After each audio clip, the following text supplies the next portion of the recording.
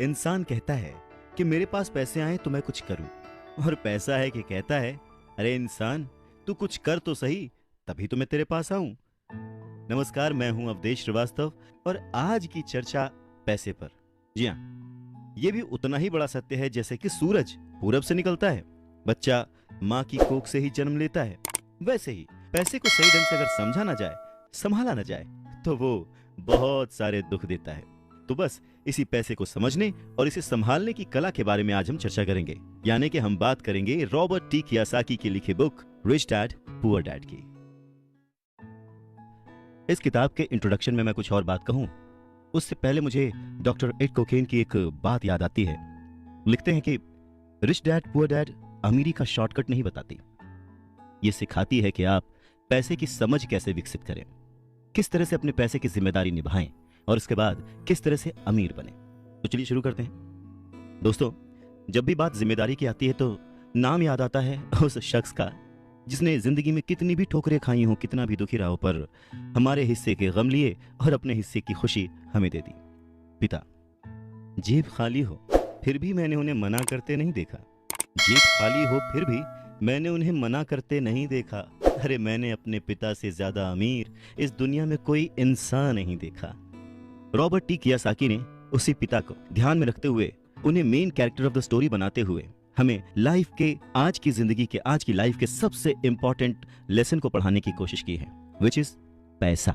जी हाँ, हम बचपन से लेकर जवानी तक सिर्फ मार्क्स के पीछे भागते रहते हैं। हमारा जो एजुकेशन का पैटर्न है, पढ़ाई का तरीका है, हम बचपन से सिर्फ यही सुनते आए हैं कि पढ़ो पढ़ो पढ़ो और पढ़ो, और एक लेवल तक पहुंचने के बाद, एक एज तक पहुंचने के बाद डिसाइड करो कि अब क्या करना है। रॉबर्ट टी कियोसाकी इसी बात को बहुत ही खूबसूरती से एड्रेस करते हैं कि हमें पैसे को एक सब्जेक्ट की तरह बचपन से ही क्लासेस में पढ़ाना चाहिए। अगर आज पढ़ाई का मतलब, जिंदगी में सफल होने का मतलब ज्यादा पैसे कमाने से है, तो क्यों ना उस पैसे को सही ढंग से मैनेज करने का गुण हमें बचपन से मिले। स्कूल्स 6 घंटे के 8 घंटे के होते हैं, पर बाकी जो वक्त है वो घर पे बीतता है। तो कहीं ना कहीं स्कूल हो या घर हो, बच्चे को बचपन से ही पैसे की अहमियत, उसकी इंपॉर्टेंस, उसकी मैनेजमेंट के बारे में अगर पढ़ाया जाए तो इसमें कोई भी गलत बात नहीं है। मुझे लगता है कि ये बात कहीं ना कहीं मिसिंग थी। शायद कई सालों से ये जद्दोजहद है कि इसे शुरू किया जाए, इसे समझाया जाए। बहुत सारी फिल्में बनी हैं इस पर, लेकिन आज भी हम मार्क्स मार्क्स और मार्क्स के पीछे ही भागते हैं। अगर हमें पैसे को सही ढंग से मैनेज करने की कला आ जाए, अगर हमारी समझ डेवलप हो जाए, तो मुझे लगता है कि जो आजकल के बच्चे हैं वो बड़े जब होंगे तो वो खुश रहेंगे। इंसान को कंप्लीट करने के लिए उसका परिवार, उसके अपने, उसके दोस्त, उसका रहन सहन सब बहुत जरूरी होता है। ये तो नहीं कह सकते कि पैसा ही सब कुछ है, पर हाँ, सब कुछ पाने के लिए पैसा जरूरी है। काश काश कि मैंने ये बुक 20 साल पहले पढ़ी होती। ये लाइन अमेरिका के एक बहुत ही बड़े बिल्डर लैरिसन क्लार्क ने कही थी जब उन्होंने रिच डैड पुअर डैड पढ़ी थी। वक्त ऐसे ही बीत जाता है और हम काश में फंसे रह जाते हैं। ऐसी बहुत सारी चीजें हमें जब पता लगती हैं जिससे हमारी लाइफ बदल सकती थी, हमें कुछ सीखने को मिल सकता था, हमें तरक्की करने को मिल सकता था, पर वक्त बीत चुका होता है और बस रह जाता है तो ये एक काश कि मैंने ये कर लिया होता। इस किताब में कियोसाकी ने अपने 2 पिताओं का रेफरेंस लिया है, एक जो रिच डैड थे जिनके पास बहुत पैसा था और एक जो पुअर डैड थे। रॉबर्ट कियोसाकी अपने दोनों पिताओं को, दोनों डैड्स को बराबर का सम्मान देते थे और उनके जो दोनों पिता थे वो भी उन्हें उतना ही प्यार करते थे। बहुत सारे लोगों के सवाल हो सकते हैं कि एक ही वक्त पर एक इंसान के 2 पिता कैसे हो सकते हैं, या कोई और क्वेश्चन। मुझे लगता है कि हम अगर इस बात पे ध्यान दें कि रॉबर्ट कियोसाकी हमें समझाना क्या चाहते हैं, तो हमारे लिए फायदे की बात होगी। हो सकता है उन्होंने ऐसा मान लिया हो सकता है उन्होंने अपने मन को पुअर डैड और अपने दिमाग को रिच डैड माना हो, या ये हो सकता है कि एक डैड उनके रहे हों और दूसरे डैड उनके किसी दोस्त के, कुछ भी हो सकता है। इंपॉर्टेंट ये नहीं है कि ये जो डैड का रेफरेंस लिया उन्होंने, ये कहानी है या काल्पनिक है।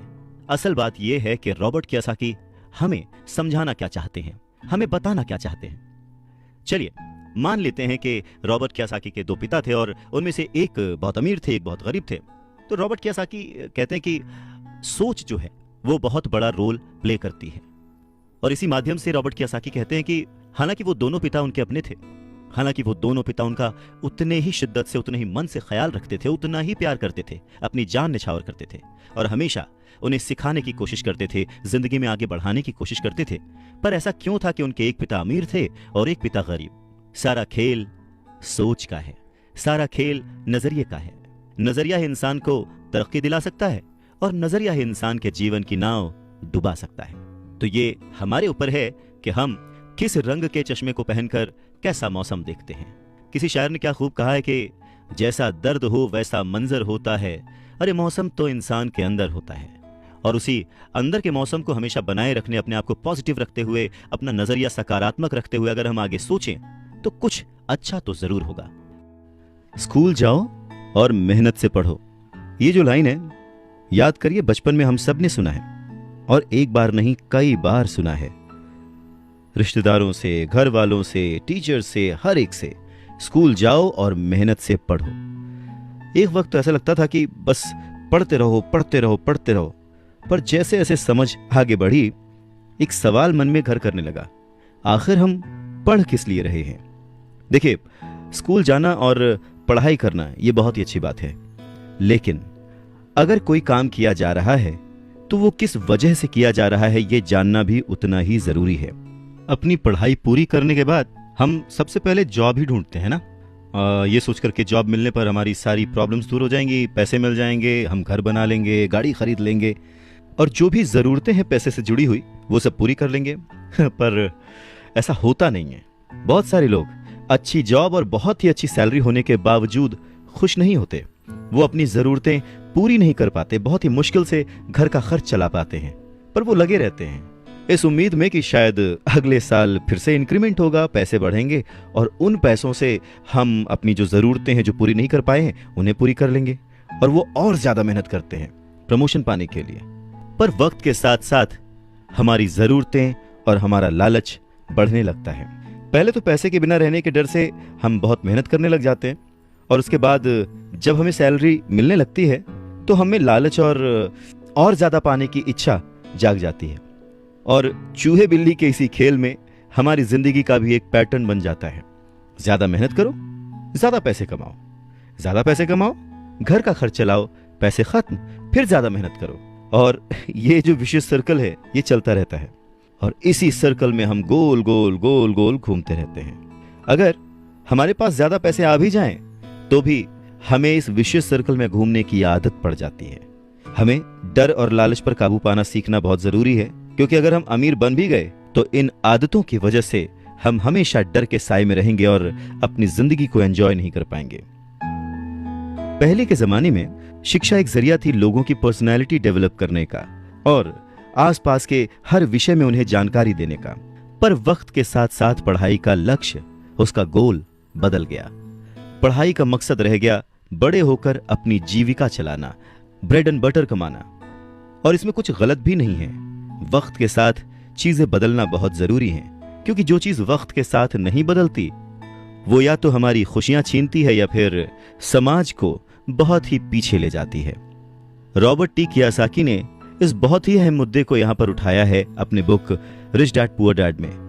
क्या खूब कहा है कि बचपन से ही अगर हम बच्चे को मनी को एज अ सब्जेक्ट बच्चों को पढ़ाना शुरू करें, उन्हें यह समझाना शुरू करें कि उसे कैसे मैनेज किया जाए, तो बड़े होने पर बच्चों की बहुत सारी प्रॉब्लम्स अपने आप ही सॉल्व हो जाएंगी। बच्चा खुद उन्हें सॉल्व करने की क्षमता रखेगा। पर कहीं ना कहीं रॉबर्ट टी कियोसाकी ने इस बात का पूरा ध्यान रखा है कि पैसे को रिश्तों के ऊपर न रखा जाए। तभी तो उन्होंने इस विषय को रिश्तों के माध्यम से ही समझाने की कोशिश की है। रॉबर्ट टी कियोसाकी के पहले जो डैडी थे वो हमेशा ये कहते थे कि मैं इसे कैसे खरीद सकता हूं, वहीं जो उसके दूसरे डैडी थे वो कहते थे मैं इसे क्यों नहीं खरीद सकता हूं। दोनों की सोच में अंतर था, दोनों के शब्दों में अंतर था। यानी कि जिसे हम जिंदगी में पाना चाहते हैं, जिसे संभालना चाहते हैं, जैसे कि पैसा, तो उसके बारे में अगर बचपन से जाना जाए तो क्या यह सही नहीं होगा? आज जिस तरह से पढ़ाई की जाती है, बच्चा ग्रेजुएट होकर सोचता है कि अब मैं कौन सी नौकरी करूंगा। क्या यह सही नहीं है कि थोड़ा और पहले से बच्चे को इस विषय के बारे में और अच्छे से और डीपली पढ़ाया जाए, समझाया जाए? ये तो वही बात हो गई, जाना था जापान, पहुंच गए चीन। यानी कमाना था पैसे, पर जब तक इसकी समझ आई तब तक बहुत देर हो चुकी थी। यानी कि हमें सबसे पहले यह समझने की जरूरत है कि हम खुद एक्सेप्ट करें कि हम इसे कैसे पा सकते हैं, इसे कैसे संभाल सकते हैं, और वही सही शिक्षा हम अपने आने वाली पीढ़ी को भी दे सकते हैं। ये कितना सच है ना कि अगर हमें किसी मंजिल की ओर बढ़ना है तो हमें उसी दिशा की ओर रास्ता तय करना पड़ेगा, सफर करना पड़ेगा, मुश्किलों से जूझना पड़ेगा, और तब कहीं जाकर उस मंजिल को हम पा सकते हैं। धन संबंधी जो शिक्षा है उसके बारे में भी कुछ ऐसा ही है। धन कमाना एक अलग बात है, पर उस धन को सही ढंग से संभालना एक अलग कला है। पैसा एक तरह की ताकत है, पर इससे भी बड़ी ताकत है उसे संभाल कर रखने की समझ। पैसा तो आता और जाता रहता है, पर अगर आप ये जानते हैं कि पैसा किस तरह से काम करता है तो आप ज्यादा ताकतवर हो जाते हैं और आप दौलत कमाना शुरू भी कर देते हैं। देखिए, केवल सकारात्मक सोच से ही समस्या हल नहीं होती है। हाँ, ये जरूर है कि सकारात्मक सोच आपको उस दिशा की ओर बढ़ने की हिम्मत देती है। देखिए ना, ज्यादातर लोग स्कूल में पढ़ते हैं और वहां पर वो कभी ये नहीं सीख पाते कि पैसा काम किस तरह से करता है, इसीलिए वो पैसे के लिए काम करने में अपनी पूरी जिंदगी बर्बाद कर देते हैं। रॉबर्ट टी कियोसाकी कहते हैं कि उनकी ये पैसे से जुड़ी हुई शिक्षा, वित्तीय शिक्षा, जब वो केवल 9 साल के थे तभी शुरू हो गई थी। पर सबसे जरूरी बात यह थी कि उन्होंने जो पहला कदम उठाया था, ये निर्णय लिया था कि उन्हें किसकी बात सुननी है, अपने पुअर डैड की, जो कि बहुत ही पढ़े लिखे हैं पर पैसे को अहमियत नहीं देते, या फिर रिच डैड की बात, जो कि उन्हें उतना ही प्यार करते थे जितना कि उनके पुअर डैड। पर उन्होंने पैसे को कभी छोटा नहीं समझा, और क्योंकि रॉबर्ट टी कियोसाकी सिर्फ 9 साल के थे तो उनके रिच डैड ने बहुत ही आसान शब्दों में उन्हें वो लेसन्स पढ़ाए, पैसों के बारे में वो लेसन्स सिखाए। जी हाँ, हम किससे सीख रहे हैं, किसकी बात मान रहे हैं और किसे अपना मार्गदर्शक चुन रहे हैं, ये बहुत जरूरी है। क्योंकि जो हमें गाइड कर रहा है, अगर उसका नजरिया ही अलग है तो वो आपको सही मंजिल की ओर नहीं पहुंचा पाएगा। रॉबर्ट टी कियोसाकी के दोनों ही डैड्स, रिच डैड और पुअर डैड, उन्हें उतना ही प्यार करते थे, पर सिर्फ नजरिए की वजह से रॉबर्ट टी कियोसाकी ने अपने रिच डैड की बात सुनना प्रेफर किया। रॉबर्ट टी कियोसाकी कहते हैं कि जब तक उनके रिच डैड रहे, उन्होंने पूरे लाइफ में सिर्फ 6 ही लेसन उन्हें सिखाए, और ये 6 लेसन उन्होंने अपनी book rich dad poor dad में लिखी है, जो कि एक बच्चा भी समझ सकता है। सबक नंबर 1, अमीर लोग पैसे के लिए काम नहीं करते। सबक नंबर 2, पैसे की समझ क्यों सिखाई जानी चाहिए। सबक नंबर 3, अपने काम पर ध्यान दो और अपने काम से काम रखो। सबक नंबर 4, टैक्स क्या है उसे समझो और कॉरपोरेशंस की ताकत। सबक नंबर 5, अमीर लोग पैसे को जन्म देते हैं। सबक नंबर 6, पैसे कमाने के लिए काम ना करें, सीखने के लिए काम करें। अमीर लोग पैसे के लिए काम नहीं करते। रॉबर्ट टी कियोसाकी एक कहानी का जिक्र करते हैं। कहते हैं कि जब वो छोटे थे तो उन्होंने अपने डैडी से पूछा कि डैडी, क्या आप बता सकते हैं कि अमीर कैसे बना जाए। ये सुनकर उनके पुअर डैडी, जो कि एक स्कूल में पढ़ाते थे, उन्होंने कहा कि बेटे, तुम अमीर क्यों बनना चाहते हो। इस पर कियोसाकी कहते हैं कि कुछ बच्चों ने और उनके पेरेंट्स ने उन्हें गरीब कहा। यह सुनकर उनके पुअर डैड सोच में पड़ जाते हैं और फिर उसके बाद उनसे कहते हैं, देखो, अगर तुम अमीर बनना चाहते हो तो तुम्हें पैसे बनाना सीखना चाहिए। इस पर कियोसाकी ने अपने डैड से पूछा, मैं पैसे बनाना किस तरह से सीख सकता हूं। तो डैड ने जवाब दिया, अपने दिमाग से। और उसके बाद वो अपना चश्मा पहनकर अपना अखबार पढ़ने लग गए, जिसका मतलब ये था कि अब इससे ज्यादा मुझसे और कोई सवाल मत पूछना, क्योंकि मुझे इसके बारे में कुछ नहीं पता। इस बात को कियोसाकी पूरी रात सोचते रहे और अगली सुबह अपने सबसे अच्छे और करीबी दोस्त माइक को अपनी ये बात बताई। उन्होंने माइक से पूछा कि क्या वो ये पैसे बनाने वाले काम में उनके बिजनेस पार्टनर बनेंगे। माइक ने उनसे पूछा, ठीक है, मैं तुम्हारे साथ हूं, पर तुम पैसा कैसे कमाओगे और हमें क्या करना चाहिए। इस पर कियोसाकी ने ठीक वही जवाब जो उनके पिता ने उन्हें दिया था, उनके डैड ने उन्हें दिया था, बता दिया कि भाई, मुझे नहीं पता, लेकिन फिर भी क्या तुम इस काम में मेरे पार्टनर बनना चाहते हो। और फिर दोनों दोस्तों ने एक दूसरे का साथ दिया, बिजनेस पार्टनरशिप पक्की हो गई। कुछ दिन बीते, दिमाग दौड़ाया गया और आखिरकार उनका स्कूल जाना सफल रहा। स्कूल की क्लास में उन्होंने कुछ ऐसा पढ़ा था जिसे सोचकर कियोसाकी को लगा कि बस पैसा बनाने का फॉर्मूला तो मिल गया। और बस उसी आइडिया को फॉलो करते करते कियोसाकी और माइक ने ढेर सारा कच्चा माल इकट्ठा कर लिया, बहुत मेहनत की और अपने डैड की गैराज में उन्होंने कुछ सिक्के बनाए। और जब उनके डैड ने उन्हें देखा तो उन्होंने पूछा कि तुम क्या कर रहे हो। तब कियोसाकी का जवाब था, जैसा आपने कहा था, पैसे बना रहा हूं। तब उनके जो पुअर डैड थे, उन्होंने कियोसाकी को कहा कि आओ, मुझे तुमसे बात करनी है। कियोसाकी और माइक वहां सीढ़ियों पर बैठ गए। साथ में कियोसाकी के डैड और माइक के डैड, जो कि रिच थे, वो भी बैठ गए। यहाँ पे मैं आपको बताना चाहता हूँ कि इस पूरी कहानी में जो कियासाकी ने अपने रिच डैड को रेफर किया है वो दरअसल माइक के पिता थे। और फिर बच्चों की इस हरकत को देखकर कियासाकी के पुअर डैड ने अपनी बात को और डिटेल में समझाया और अपनी बात को करेक्ट किया। पहली बार उन्होंने बच्चों को बताया कि गैर कानूनी क्या होता है। बच्चों को लगा कि जो उन्होंने किया वो सही था, पर जब उन्होंने जाना कि ये अलाउड नहीं है, सिक्के छापना अलाउड नहीं है, उसके पीछे कई तरीके होते हैं, कानूनी गैर कानूनी, ये सब बातें जब बच्चों ने समझी तो उनका मुंह उतर गया। फिर उन्होंने पूछा, तो फिर हम अमीर कैसे बन सकते हैं? तब कियासाकी के डैड ने उनसे कहा कि अगर तुम्हें सच में अमीर बनना है, रिच बनना है, तो तुम मुझसे नहीं माइक के डैड से पूछो। कियासाकी ने अपने डैड से कहा, पर आप क्यों नहीं बता सकते, हम गरीब क्यों हैं? कियासाकी के पुअर डैड ने कहा, क्योंकि मैं एक टीचर हूं और मैंने पैसे कमाने की राह नहीं चुनी है। पैसे कमाने के लिए तुम्हें माइक के डैड से ही पूछना पड़ेगा। क्या खूबसूरत बात समझाई है कियासाकी ने कि अगर हमें कोई पर्टिकुलर गोल अचीव करना है, कोई लक्ष्य प्राप्त करना है, तो हमें रास्ता भी सही चुनना होगा, मार्गदर्शक भी सही चुनना होगा। कहते हैं कि सफल होने के लिए मेहनत करना बहुत जरूरी है। मेहनत तो एक मजदूर भी करता है, पर सफलता पाने के लिए, सक्सेस पाने के लिए सही दिशा में सही स्ट्रैटेजी के साथ मेहनत करने से ही सक्सेस हासिल होती है। रॉबर्ट टी कियासाकी के पुअर डैड ने उन्हें कहा कि उन्हें उनके फ्रेंड माइक के डैड से पूछना चाहिए कि पैसे कैसे कमाए जाते हैं, सक्सेसफुल कैसे हुआ जाता है। तो रॉबर्ट टी कियासाकी ने और उनके फ्रेंड माइक ने यह डिसाइड किया कि वो अपने रिच डैड से यह बात जरूर पूछेंगे कि अमीर कैसे बना जाए, पैसे कैसे बनाए जाए। रॉबर्ट टी कियासाकी ने अपने रिच डैड से पूछा कि क्या वो उन्हें पैसा बनाना सिखाएंगे। इस पर उनके रिच डैड ने एक शर्त रखी, और शर्त यह थी कि वो बच्चे उनके साथ काम करते हुए सीखेंगे, न कि क्लास में बैठकर लेक्चर सुनते हुए। उन्होंने कहा कि मेरे पास इतना वक्त नहीं है कि मैं तुम्हें क्लास में बैठकर पढ़ाऊं और जिसका तुम कोई प्रैक्टिकल इस्तेमाल ना कर सको। इस बात को सुनकर रॉबर्ट टी कियासाकी और माइक थोड़ा सा कंफ्यूज हो गए। वो समझ नहीं पा रहे थे कि उन्हें हाँ कहना चाहिए या नहीं।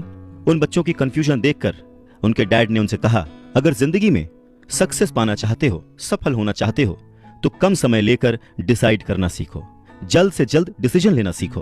उन्होंने जल्दबाजी करने को नहीं कहा, पर हाँ, जितना कम समय हो सके उतने कम समय में सही निर्णय लेने की कला जिसको आती है वो जिंदगी में हमेशा आगे जाता है। यही उनकी सीख थी।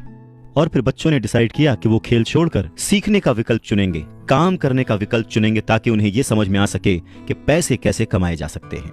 बस फिर क्या था, बच्चे अगले ही दिन अपने रिच डैड के पास पहुंच गए। उनके रिच डैड ने उन बच्चों को एक शॉप पर सफाई का काम दिया। अब क्योंकि उस वक्त एसी और इस तरह की चीजें ज्यादा चलन में नहीं थी, तो दरवाजे मोस्टली खुले ही रहते थे, जिसकी वजह से सामान पर धूल जमी रहती थी और इस काम के उन्हें 30 सेंट मिलते थे। इस तरह से उन्हें एकदम भी पैसे नहीं बचते थे। वो परेशान रहते थे और एक दिन उन्होंने माइक से कहा कि मैं अब काम नहीं करूंगा, या तो वो मेरी तनख्वाह बढ़ाएं या फिर मैं काम छोड़ रहा हूं। उसके बाद 9 साल के रॉबर्ट टी कियासाकी और उनका दोस्त माइक उनके रिच डैड से मिलने पहुंचे। रिच डैड के सामने बैठते ही माइक बुरी तरह से रो पड़े और उन्होंने कहा, डैड, आपने कहा था कि अगर मैं आपके लिए काम करूंगा तो आप मुझे पैसा कमाना सिखाएंगे। अपनी तरफ से मैंने पूरी तरह से, पूरी ईमानदारी से काम किया है, कड़ी मेहनत की है। इस काम के लिए मैंने अपनी खेल तक की कुर्बानी दे दी और अब आप अपने वादे से मुकर रहे हैं। आपने मुझे कुछ भी नहीं सिखाया। लोग आपको लालची कहते हैं, जो सिर्फ पैसे कमाना चाहता है पर अपने साथ काम करने वालों का बिल्कुल भी ध्यान नहीं रखता।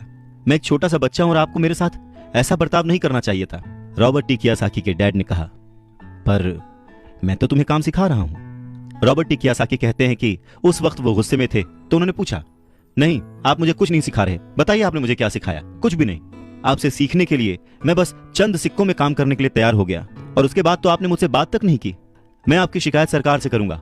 हमारे देश में भी बाल श्रम कानून है, आप तो जानते ही हैं। मेरे पुअर डैड सरकार के लिए काम करते हैं। इस बात को सुनकर उनके रिच डैड ने कहा, शाबाश, अब तुम उन लोगों की तरह बोल रहे हो जो कभी मेरे लिए काम करते थे। या तो मैंने उन्हें नौकरी से निकाल दिया या फिर उन्होंने खुद ही नौकरी छोड़ दी। रही बात तुम्हें कुछ सिखाने की, कौन कहता है कि मैंने तुम्हें कुछ नहीं सिखाया? पिछले दिनों जितना तुमने काम किया, जरा सोच कर देखो, क्या सिखाने का मतलब केवल भाषण देना या बातचीत करना ही होता है? इस तरह से तो तुम्हें स्कूल्स में सिखाया जाता है, पर जिंदगी में कोई तुम्हें भाषण देकर या बातचीत करके नहीं सिखाएगा। तुम्हें उस दौर से गुजरना पड़ेगा, कठिनाइयों से जूझना पड़ेगा, अपना रास्ता खुद ढूंढना पड़ेगा और फिर जिंदगी तुम्हें सबक सिखाएगी, तुम्हें और बेहतर इंसान बनाएगी। सच ही तो है, जिंदगी के तमाम मोड़ आते हैं, ऐसे मकाम आते हैं जिन पर हमें धक्का लगता है, ठोकरें लगती हैं, हम उस वक्त परेशान होते हैं कि हमारे साथ ऐसा क्यों हो रहा है, पर अगर ध्यान से देखा जाए तो जिंदगी उस झटके के जरिए हमें कह रही होती है कि जाग जाओ, मैं तुम्हें कुछ सिखाना चाहती हूँ। पर 9 साल के रॉबर्ट टी कियोसाकी को ये बड़ी बड़ी बातें समझ नहीं आई। तब उनके रिच डैड ने एक बार फिर से कहना शुरू किया, अगर जिंदगी तुम्हें कोई सबक सिखाए तो तुम्हें उससे सीखना चाहिए, क्योंकि अगर तुम उससे वो सबक नहीं सीखते तो पूरी जिंदगी, तुम्हारी ये जिंदगी लगातार तुम्हें धक्के देती रहेगी। अपनी जॉब में रहते हुए तुम अगर उसकी मुसीबतों से सबक लोगे, सीखोगे, तो तुम एक समझदार, अमीर और सुखी इंसान बन सकते हो। पर अगर तुम ये नहीं सीखते तो जिंदगी भर अपनी प्रॉब्लम्स के लिए अपनी नौकरी, कम सैलरी या फिर अपने बॉस को कोसते रहोगे और हमेशा उम्मीद करते रहोगे कि कोई और आए, तुम्हारी सैलरी बढ़ाए और तुम्हें सुख दे, जो कि पॉसिबल नहीं है। तो उनके रिच डैड ने उन्हें 10 सेंट हर घंटे की जॉब पर रखा। 10 सेंट बहुत ही कम होते हैं। रॉबर्ट टी कियोसाकी ने वो जॉब छोड़ दी और अपने रिच डैड के पास गए और गुस्से में उनसे कहा कि मैं इतने कम पैसे पे काम नहीं कर सकता।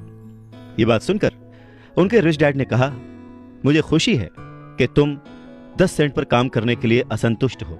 अगर तुम गुस्सा होकर मेरे पास नहीं आते तो मैं कभी भी तुम्हें पैसा बनाने की कला नहीं सिखाता। इस बात से यह साबित होता है कि तुम पैसा कमाना सीखना चाहते हो। रॉबर्ट टी कियोसाकी अपने डैड की बात बहुत ध्यान से सुन रहे थे।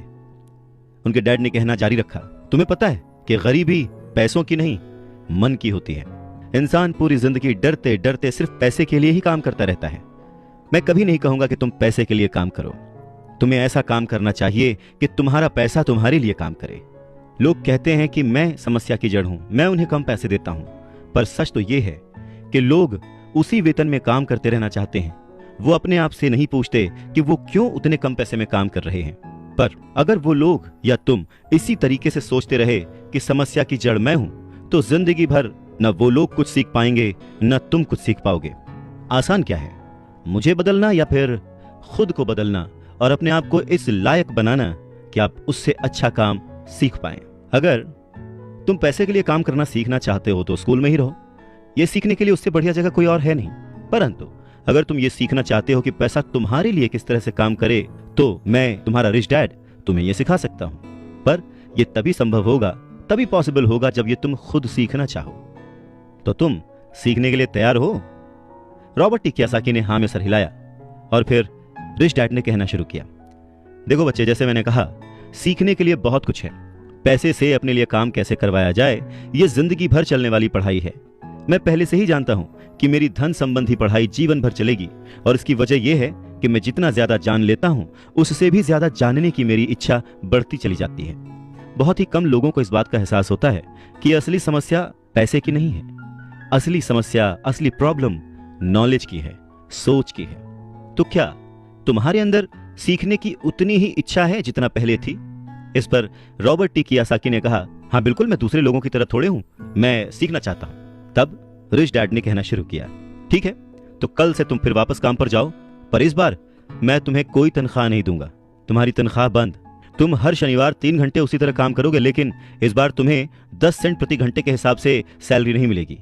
तुमने तो कहा है कि तुम पैसे के लिए काम करना नहीं सीखना चाहते, इसलिए मैं तुम्हें बदले में कुछ भी नहीं दूंगा। अपने रिच डैड की बात सुनकर रॉबर्ट टी कियोसाकी बहुत ही कंफ्यूज हो गए। उन्हें समझ ही नहीं आया कि वो आखिर क्या करें। और अगले 3 हफ्ते तक रॉबर्ट टी कियोसाकी अपने दोस्त माइक के साथ हर शनिवार को मुफ्त में काम करते रहे। काम बहुत परेशानी वाला नहीं था और समय गुजरने के साथ साथ यह आसान भी होता गया। पर उन्हें अफसोस था तो अपने छूटे हुए बेसबॉल गेम्स और कॉमिक्स का, क्योंकि वो अब उसका मजा नहीं ले सकते थे और साथ ही उन्हें कुछ पैसे भी नहीं मिल रहे थे। तीसरे हफ्ते दोपहर में रॉबर्ट टी कियोसाकी के रिच डैड उनकी शॉप पर आए, जहां पर वो बच्चे काम करते थे, और उन्हें कहा कि क्या तुम जिंदगी भर जो मेरे बाकी एम्प्लॉइज हैं उनकी तरह ही काम करना चाहते हो, डरते रहना चाहते हो? मुझे लगता है कि मुझे तुम्हारी सैलरी बढ़ा देनी चाहिए, 25 सेंट्स पर आवर। ये सुनकर वो दोनों मन ही मन खुश हो गए, पर उन्होंने सामने कुछ नहीं कहा, वो चुप रहे। रिच डैड ने थोड़ी देर देखा और कहा कि चलो अच्छा, तुम इतने पे खुश नहीं हो, मैं तुम्हारी सैलरी $1 पर आवर कर देता हूं। $1 पर आवर उस समय के हिसाब से कह सकते हैं कि देश का सबसे अमीर बच्चा भी जो होगा वो भी नहीं कमाता होगा। वो थोड़ी देर चुप रहे और फिर उन्होंने कहा कि अच्छा चलो ठीक है, मैं तुम्हारी सैलरी $5 पर आवर कर देता हूं। यह सैलरी सुनकर उनका मन बार बार कह रहा था कि मान लो, इससे क्या नहीं खरीदा जा सकता, ढेर सारी कॉमिक्स, ढेर सारी साइकिल्स वगैरह वगैरह। पर वो चुप रहे। उन बच्चों को चुप देख उनके रिच डैड ने कहा, मुझे अच्छा लगा कि तुम लोगों ने लालच नहीं किया, जल्दबाजी नहीं दिखाई, और मैं ये देख सकता हूं कि तुम अगर इसी तरह मन लगाकर सीखते रहे तो फ्यूचर में पैसे से जुड़ी किसी भी बात के लिए तुम जल्दबाजी में डिसीजन नहीं लोगे। जब किसी के पास पैसा आता है तो अपने साथ डर और लालच भी लेकर आता है। नमस्कार, मैं हूं अवधेश श्रीवास्तव।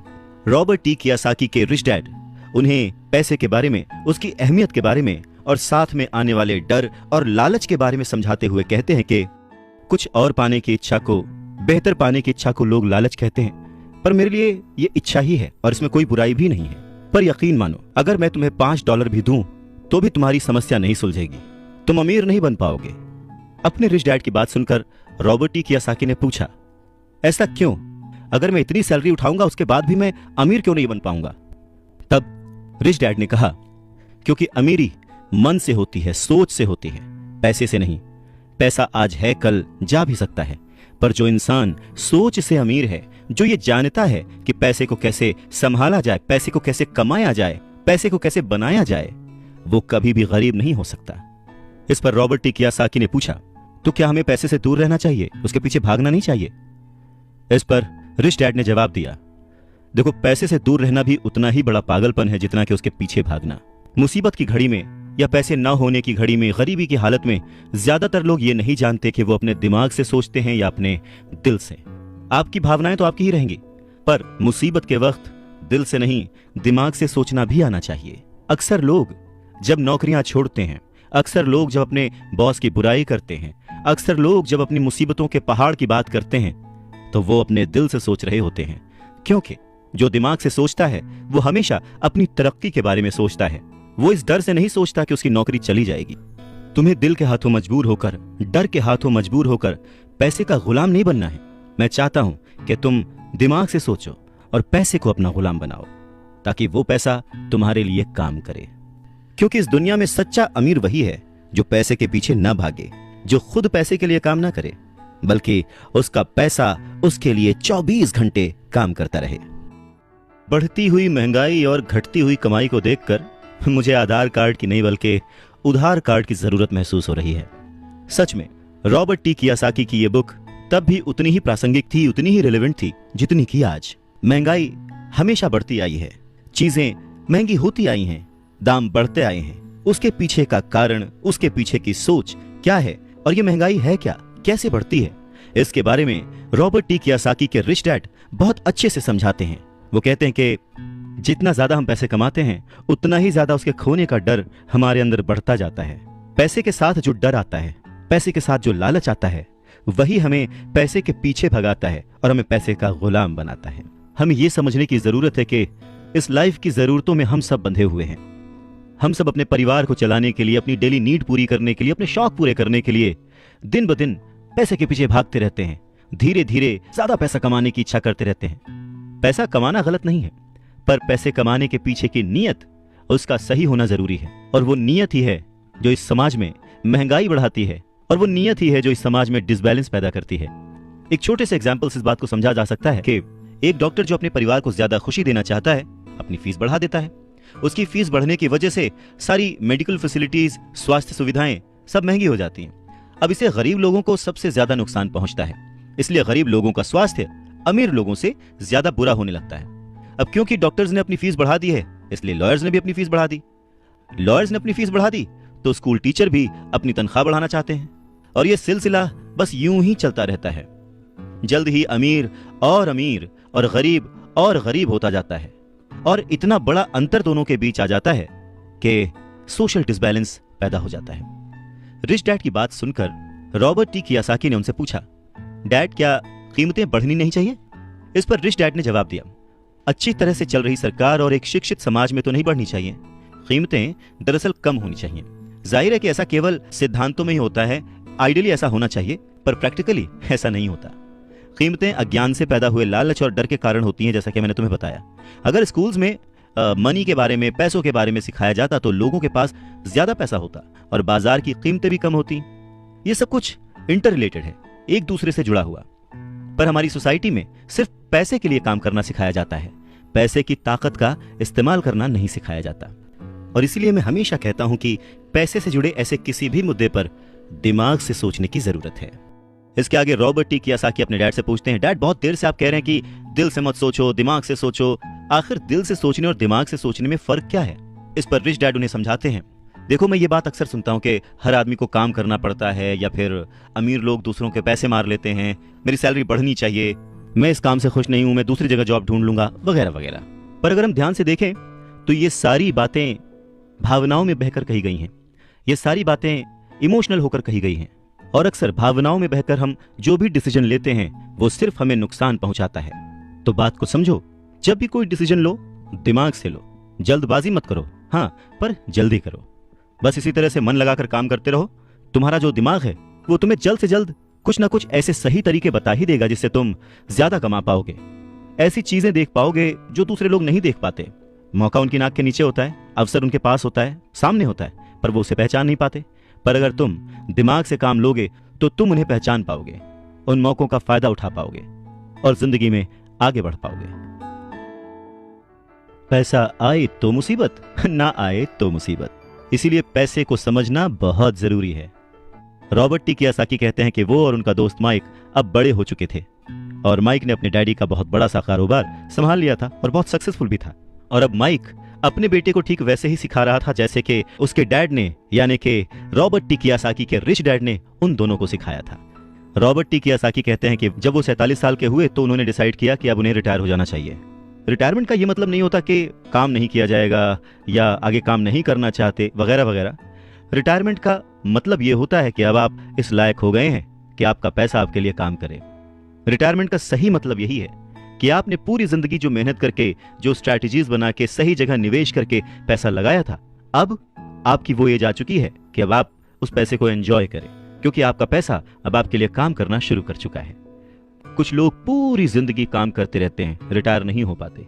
पूरी जिंदगी काम करना गलत नहीं है, पर यह डिफरेंस समझना बहुत जरूरी है कि पैसे की जरूरत की वजह से पूरी जिंदगी काम कर रहे हैं, उसका गुलाम बन के काम कर रहे हैं, या फिर उसका मालिक बन के और अपने काम को एंजॉय करके पूरी जिंदगी काम कर रहे हैं।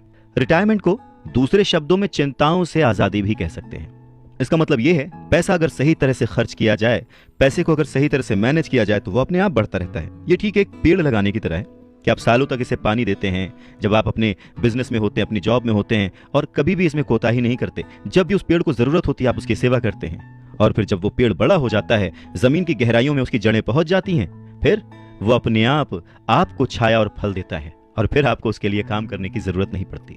पैसा भी कुछ कुछ उस पेड़ की ही तरह है। अगर इस बात को एक दूसरे एग्जाम्पल से समझें तो हमें जैसा गोल बनाना है उसके लिए हमें प्रिपरेशन भी वैसी ही करनी पड़ेगी। अगर बहुत ऊंची बिल्डिंग बनानी है तो हमें उसकी नींव बहुत गहरी खोदनी पड़ेगी, और अगर हमें सिर्फ छोटा सा घर बनाना है तो उसकी नींव छोटी होगी। पर प्रॉब्लम यही होती है, हम छोटी सी नींव खोद कर बहुत बड़ी सी बिल्डिंग बनाने की कोशिश करते हैं जो कि बाद में ढह जाती है। तो जरूरी क्या है? पैसे को समझना, पैसे को संभालना।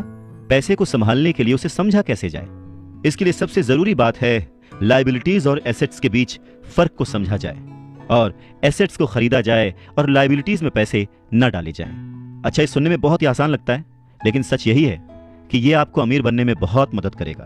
लेकिन अगर ये इतना ही सिंपल है तो फिर हर कोई इस बारे में सोचता क्यों नहीं? लोगों को लगता है कि उन्हें लायबिलिटीज और एसेट्स के बीच फर्क पता है, पर लायबिलिटीज और एसेट्स के बीच का जो बारीक सा फर्क है वही लोगों को नहीं पता है। तो चलिए इसके बारे में और डिटेल में बात करते हैं। लायबिलिटीज और एसेट्स क्या हैं? लायबिलिटीज वो हैं जहां से आपको पैसा कभी नहीं आएगा, उल्टे आपको उसमें और पैसा डालते रहना पड़ेगा। और एसेट्स वो चीजें हैं जो आपको पैसा देती रहेंगी, दिन ब दिन उनकी कीमत बढ़ती रहेगी, वो आपको अमीर और अमीर बनाती रहेंगी। इसको अगर इनकम और एक्सपेंस के टर्म में समझें तो और आसान होगा। सिंपल सा मतलब है, इनकम है कि आपके पास कितना पैसा आया, और एक्सपेंस है कि आपने कितना पैसा खर्च किया। तो जब भी ऐसी कंफ्यूजन हो, सही तरीका यह है कि एक बैलेंस शीट बनाएं जिसमें अपने एसेट्स और लायबिलिटीज जरूर लिखें। 1 रुपया मांगता था 2 रुपए थमा देते थे, 1 रुपया मांगता था 2 रुपए थमा देते थे।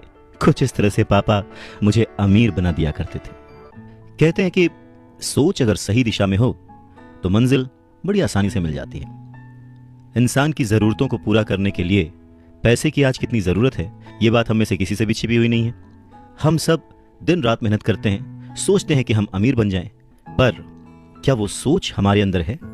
हम छोटे थे तो 1 रुपए 2 रुपए में भी खुश हो जाते थे, पर आज ना जाने कितने पैसे कमाने के बाद भी हम खुश नहीं हो पाते। गरीबी ही महसूस होती है, हमेशा कमी लगी रहती है। तो कारण क्या है? फर्क क्या है? फर्क सिर्फ सोच का है, जिसके बारे में रॉबर्ट टी कियोसाकी कहते हैं कि अमीर लोगों के पास ज्यादा पैसा इसलिए होता है क्योंकि वो प्रिंसिपल पर यकीन करते हैं, वहीं दूसरी तरफ गरीब लोग प्रिंसिपल को ठीक से समझ नहीं पाते। इसीलिए इस बात पर जोर दिया जाता है कि केवल लिटरेट होना काफी नहीं है, फाइनेंशियली लिटरेट होना जरूरी है। सिर्फ नंबर से कुछ नहीं होता, मार्क्स से कुछ नहीं होता। फर्क तो तब पड़ता है जब आप अपनी सक्सेस स्टोरी खुद लिखें। अधिकतर फैमिलीज में देखा गया है कि जो मेहनती होता है उसके पास पैसा भी ज्यादा होता है, मगर उसका फायदा क्या जब सारा पैसा लाइबिलिटीज में खर्च हो जाए। वैसे ये बहुत ही इंटरेस्टिंग एक्सरसाइज है, करके देखनी चाहिए। लाइबिलिटीज वर्सेस एसेट्स, ये चार्ट बनाकर जब आप देखेंगे तो पाएंगे कि आपका खर्च करने का पैटर्न कैसा है, तरीका सही है या गलत। और तब आप ये भी नोटिस कर पाएंगे कि आपका ज्यादा खर्च किस तरफ हो रहा है, लाइबिलिटीज की तरफ या एसेट्स की तरफ, और आपको अपने खर्च पर कितना कंट्रोल करने की जरूरत है। तो इस पूरी बात को अगर आसान शब्दों में समझा जाए तो वो ये कि अपना पैसा कैसे खर्चें, बस यही मुद्दे की बात है और कुछ नहीं। अच्छा, एक और जरूरी बात है, पुराने समय में अगर देखा जाए तो लोगों के गोल होते थे, हम डॉक्टर बनेंगे, लॉयर बनेंगे, ये सारे प्रोफेशंस हैं, पर इनका अमीरी से कोई कनेक्शन नहीं है। पर सोच यही थी कि हम डॉक्टर बनेंगे तो बहुत पैसा कमाएंगे, लॉयर बनेंगे तो बहुत पैसा कमाएंगे, बैरिस्टर बनेंगे तो बहुत पैसा कमाएंगे। इस सोच की जड़ ही गलत है। पुराने जमाने के कई लोग आज डॉक्टर, इंजीनियर या जो कुछ भी वो बनना चाहते थे बन चुके हैं, पर आज भी वो पैसे के लिए स्ट्रगल कर रहे हैं। क्यों? क्योंकि वो उनकी नींव ही अलग थी। आज दौर बदल चुका है, बच्चे एथलीट बनना चाहते हैं, स्पोर्ट्स पर्सन बनना चाहते हैं, स्टार बनना चाहते हैं, क्योंकि उन्हें पता है कि सिर्फ अच्छी पढ़ाई और अच्छे ग्रेड्स के भरोसे बैठकर वो अपने करियर में सक्सेस नहीं पा सकते। आज वक्त बदल चुका है। आज के ज़माने में सभी वर्किंग हैं, हस्बैंड वाइफ वर्किंग हैं, दोनों कमाते हैं और सोचते हैं कि हम दोनों मिलकर ज़्यादा पैसे कमाएंगे और हम ज़्यादा अमीर हो जाएंगे। और सबका ध्यान सिर्फ अपने अपने करियर पे ही होता है। कमाई बढ़ने लगती है, पर जाहिर है कि उसी के साथ साथ खर्चे भी बढ़ने लगते हैं। कहने का मतलब ये कि बिना फाइनेंशियली लिटरेट हुए आप कितने भी पैसे कमा लें, वो खर्च हो जाएंगे, वो आपकी लाइबिलिटीज में चले जाएंगे, और ये एक ऐसा चक्कर है जो फिर चलता ही रहता है। और उसके बाद सभी ये सोचते हैं कि इस मुसीबत से बाहर कैसे निकला जाए। दरअसल लोगों को लगता है कि ज्यादा पैसे कमाने से आदमी अमीर हो जाता है, पर रॉबर्ट टी कियोसाकी कहते हैं कि अमीरी एक सोच है। अमीरी अपने पैसे को सही जगह खर्च करने की समझ है। अमीरी पैसे के पीछे ना भागने की सोच है। अमीरी रिटायरमेंट लेते समय ना डरने की सोच है। अमीरी तब है जब आपका पैसा आपके लिए काम करे। तो आप जब भी खर्च करें हमेशा ये ध्यान रखें कि पैसा आपको अमीर नहीं बनाता। उसे सही जगह पे इन्वेस्ट करना, उसे सही से संभाल कर रखना, या कई बार उसे गलत जगह पर खर्च ना करना भी आपको अमीर ही बनाता है। कहने का मतलब ये कि अमीरी क्या है? अमीरी वो नहीं कि आप कितना पैसा कमा पाते हैं, अमीरी तो वो है कि आप कितना पैसा बचा पाते हैं। आप ठहर जाएंगे तो चलेगा, आपकी सोच नहीं ठहरनी चाहिए, क्योंकि अगर सोच ठहर गई तो जिंदगी बिना किसी सोच के गुजर जाएगी। बात सन 1947 की है। दुनिया की सबसे बड़ी फूड चेन मैकडॉनल्ड के फाउंडर रे क्रॉक ने एक MBA क्लास में स्पीच दी। बहुत ही शानदार स्पीच, लोगों ने बहुत तालियां बजाईं, खुश हुए। स्पीच के बाद MBA के स्टूडेंट्स ने उनके साथ वक्त बिताना चाहा, उनसे रिक्वेस्ट की कि सर थोड़ा टाइम हमारे लिए स्पेयर कर लें। बातों बातों में रे क्रॉक ने अचानक एक सवाल किया, क्या आप लोग जानते हैं कि मैं किस बिजनेस में हूं? अब क्योंकि वो मैकडी को रिप्रेजेंट कर रहे थे तो सभी जानते थे कि भाई आप हैमबर्गर बेचते हैं, फूड बिजनेस में हैं, तो बच्चों ने वही जवाब दिया। इस बात पर रे हंसने लगे। उनका असली बिजनेस तो रियल एस्टेट का है, क्योंकि मैकडी के लिए हर लोकेशन का चुनाव बहुत ही सोच समझकर और रेकी करके किया जाता है। जहां उनकी फ्रेंचाइजी बनाई जाती है वो जमीन भी साथ ही बेची जाती थी। तो इसका सीधा मतलब यह था कि फ्रेंचाइजी खरीदने वाले उस वक्त वो जमीन भी खरीदते थे। तो इस तरह से ये एक रियल एस्टेट बिजनेस भी हो गया। और ठीक यही सबक रॉबर्ट टी कियोसाकी के रिच डैड ने उन्हें सिखाया कि अक्सर लोग खुद के लिए छोड़कर बाकी सब के लिए काम करते हैं। वो टैक्स पे करके गवर्नमेंट के लिए काम करते हैं, उस कंपनी के लिए काम करते हैं जहां वो नौकरी करते हैं, बैंक का मॉर्गेज देकर उसके लिए काम करते हैं। और ये सब इसलिए क्योंकि हमारा एजुकेशन सिस्टम ही ऐसा है। स्कूल हमें एम्प्लॉय बनना सिखाता है, एम्प्लॉयर नहीं। जो आप पढ़ते हैं बस वही आप बनते हैं, इसलिए हमेशा सही पढ़ें। अगर आपने साइंस पढ़ी तो डॉक्टर बनेंगे, मैथमेटिक्स पढ़ी तो इंजीनियर बनेंगे, मतलब आपने जो पढ़ा वही आप बने। अब मुसीबत यह है कि इससे छात्रों का कोई भला नहीं हो पाता, क्योंकि वो नौकरी और बिजनेस के बीच के फर्क में उलझ कर रह जाते हैं। जब कोई पूछता है कि आपका बिजनेस क्या है तो आपको ये नहीं बोलना चाहिए कि मैं तो एक डॉक्टर हूं, या एक बैंकर हूं, क्योंकि वो आपका प्रोफेशन है, बिजनेस नहीं। वो प्रोफेशन है जिससे आप लोगों की सेवा करते हैं, वो प्रोफेशन है जिससे आप अपना घर चलाते हैं। अमीर बनने के लिए प्रोफेशन नहीं, बिजनेस की जरूरत है। कहने का मतलब है कि आप जो कुछ भी करते हैं उसे अपना बिजनेस बनाइए, नौकरी नहीं। अपनी सारी उम्र दूसरों के लिए काम करके उन्हें अमीर करने में बर्बाद ना करें, बल्कि खुद की जिंदगी को खुशहाल करने के लिए खुद काम करें। बहुत से लोगों को इस बात का एहसास बहुत देर में होता है कि जो उनका हाउस लोन है उनकी जान ले रहा है, और फिर उन्हें लगता है कि जिसे वो एसेट मानते थे वो दरअसल उनकी लाइबिलिटी बन गया। जैसे उन्होंने कार ली तो उससे जुड़े तमाम खर्चे उनकी लाइबिलिटीज बन गए। उन्हें पूरा करने के लिए नौकरी जरूरी है, और अगर कभी वो सेफ जॉब उनके हाथों से निकल गई तो फिर उनकी मुसीबतें शुरू। इसीलिए हमें अपने सेविंग्स पर, अपनी बचत पर, अपने एसेट्स पर इतना ज्यादा ध्यान देना चाहिए। हम कितना कमा रहे हैं उससे ज्यादा हम कितना सेव कर रहे हैं उस पर ध्यान देना चाहिए। और फाइनेंशियली सिक्योर होने का यही एक सिंपल तरीका है। आप कितने अमीर हैं ये जानने का सही तरीका नेटवर्थ इसलिए नहीं है क्योंकि जब भी आप अपने एसेट्स बेचते हैं तो उन पर भी टैक्स लगता है। आपको उतना पैसा नहीं मिलता जितना कि आप सोचते हैं। तो आपकी बैलेंस शीट के हिसाब से आपको जितना भी पैसा मिलेगा उस पर भी आपको टैक्स देना पड़ेगा। अब इसका मतलब क्या हुआ कि क्या सब कुछ छोड़ दें, जो कर रहे हैं वो सब छोड़ दें, नौकरी ना करें? नहीं, रॉबर्ट टी कियोसाकी ये बिल्कुल नहीं कहते कि जो कुछ आप कर रहे हैं उसे छोड़ दें, जो नौकरी कर रहे हैं उसे छोड़ दें। अपनी नौकरी करते रहिए, पर साथ ही एसेट्स भी जमा करते रहिए। और एसेट्स से उनका मतलब है सही और असली मायने में एसेट्स। वो ये नहीं कहते कि आप कोई कार खरीद लीजिए, क्योंकि कार एसेट नहीं है, क्योंकि जैसे ही आप उसे सड़क पर उतारेंगे उसका रेट घट जाएगा, उसकी कीमत घट जाएगी। जितना हो सके खर्चे में कटौती करिए और लायबिलिटीज को घटाइए। तो बड़ा सवाल यह आता है कि किस तरह के एसेट्स खरीदे जाने चाहिए। कुछ एग्जाम्पल्स इस तरह से समझे जा सकते हैं कि ऐसा कोई बिजनेस करें जहां आपकी मौजूदगी जरूरी ना हो। मतलब अगर आप वहां पे ना भी रहें तो आपका काम चलता रहे, दूसरे लोग आपके लिए काम करते रहें, और बस वही आपका बिजनेस है। दूसरा, आप कह सकते हैं कि रियल एस्टेट में पैसे लगा सकते हैं, आप लैंड खरीद सकते हैं, स्टॉक और बॉन्ड खरीद सकते हैं। आजकल बहुत सारी पॉलिसीज आ गई हैं, उन्हें समझें और फिर उसमें इन्वेस्ट करें। जब एसेट्स खरीदें तो अपनी पसंद की चीजों पर पैसा लगाएं, क्योंकि आपका मन होगा तभी आप उसमें ध्यान दे पाएंगे। अगर उसमें आपकी रुचि नहीं होगी ना तो आप उसे बेहतर समझ नहीं पाएंगे। रॉबर्ट टी कियोसाकी को रियल एस्टेट और स्टॉक्स में रुचि थी, खासकर छोटी कंपनियों में इन्वेस्ट करने की।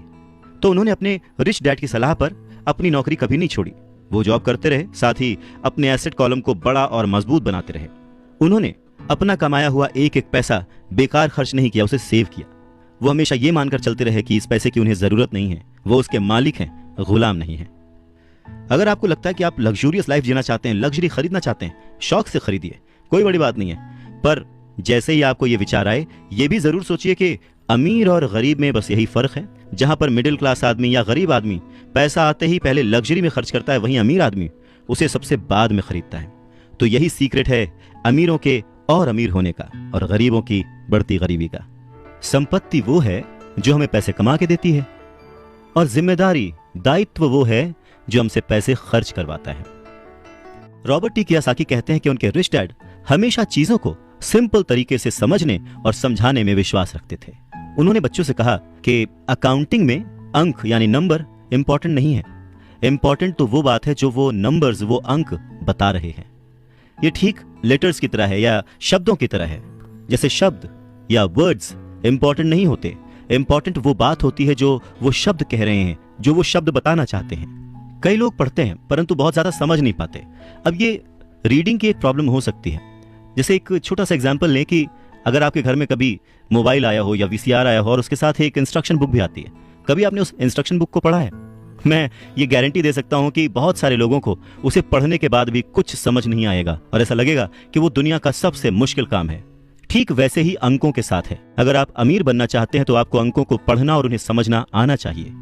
रॉबर्ट टी कियोसाकी कहते हैं कि अपने रिच डैड से ये बात उन्होंने हजारों बार सुनी थी, और ये भी सुना कि अमीर लोग संपत्ति इकट्ठा करते हैं, जबकि गरीब और मध्य वर्गीय यानी मिडिल क्लास लोग दायित्व इकट्ठा करते हैं।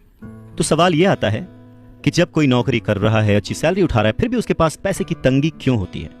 रॉबर्ट टी कियोसाकी के रिच डैड कहते हैं कि पैसे की तंगी की असली वजह होती है कि लोग संपत्ति और दायित्व के बीच अंतर नहीं कर पाते। तो वास्तव में अगर आपको अमीर बनना है तो आपको सिर्फ इतना ही जानने की जरूरत है, और आप जिंदगी भर संपत्ति खरीदते रहिए। बस इनके बीच के फर्क को न जानने के कारण बहुत सारे लोग जिंदगी भर पैसे की कमी से परेशान रहते हैं। पैसों के लिए आदमी इसलिए परेशान होता रहता है क्योंकि वो ना तो शब्दों को समझ पाता है ना ही अंकों को। जिन लोगों के सामने पैसे की मुश्किलें आ रही हैं उन्हें यह समझ लेना चाहिए कि शब्दों या अंकों में ऐसा कुछ है जिसे वो पढ़ नहीं पा रहे हैं। कोई चीज ठीक से उनकी समझ में नहीं आ रही है। अमीर लोग इसीलिए अमीर होते जाते हैं क्योंकि इस मामले में वो पैसे की तंगी से परेशान लोगों से ज्यादा समझदार होते हैं। तो अगर आप भी अमीर बनना चाहते हैं और अपनी दौलत को बनाए रखना चाहते हैं तो पैसे की साक्षरता और समझदारी बहुत जरूरी है, शब्दों में भी और अंकों में भी। जिंदगी में सिर्फ पैसे कमाकर या पैसे बचाकर आप अमीर नहीं बन सकते। अमीर बनने के लिए आपको अपने अंदर बहुत कुछ बदलना पड़ेगा। अगर कोई लॉटरी में पैसे जीत जाए और उसे वो अपने साथ रख ले, बचा ले, तो क्या वो आपकी निगाह में अमीर है? नहीं, क्योंकि वो पैसा आज नहीं तो कल उसके साथ नहीं रहेगा। अमीरी एक सोच है, एक जीवन शैली है, एक नजरिया है, और आपको हमेशा अमीर बने रहने के लिए अमीरों की तरह ही सोचना पड़ेगा, खुद को इंप्रूव करना पड़ेगा। और इसी बात को रॉबर्ट टी कियोसाकी के रिच डैड एक कहानी के माध्यम से उन्हें समझाते हैं। वो कहते हैं कि जापानी लोग 3 ताकतों को मानते थे: तलवार की ताकत, रत्नों की ताकत और दर्पण की ताकत। तलवार हथियारों की ताकत का प्रतीक थी। अमेरिका ने हथियारों पर खरबों डॉलर खर्च कर दिए और इसी कारण वो आज विश्व में सबसे ताकतवर देश है। दूसरी ताकत रत्न यानी के पैसे की ताकत का प्रतीक। इस कहावत में कुछ तो सच्चाई होगी। ये स्वर्णिम नियम याद रखो, जिसके पास स्वर्ण है वही नियम बनाता है। तीसरा दर्पण, शीशा, आत्मज्ञान का प्रतीक है। जापानी कहानियों के अनुसार ये आत्मज्ञान बाकी दोनों ताकतों से ऊपर है। गरीब और मध्यम वर्गीय लोग अक्सर ही धन की ताकत से नियंत्रित होते हैं। वो सुबह सुबह उठते हैं और नौकरी करने के लिए भागम भाग मचा देते हैं, बिना खुद से ये पूछे कि क्या ऐसा करना समझदारी है। पैसे की समझ ना होने के कारण ज्यादातर लोग पैसे की डरावनी ताकत को ये इजाजत दे देते हैं कि वो उन्हें काबू में कर ले। पैसा उन्हें कंट्रोल करने लगता है। इस इश्यू को ठीक करने के लिए अगर वो दर्पण की ताकत का इस्तेमाल करते तो वो खुद से ये सवाल जरूर पूछते कि क्या ऐसा करना समझदारी है।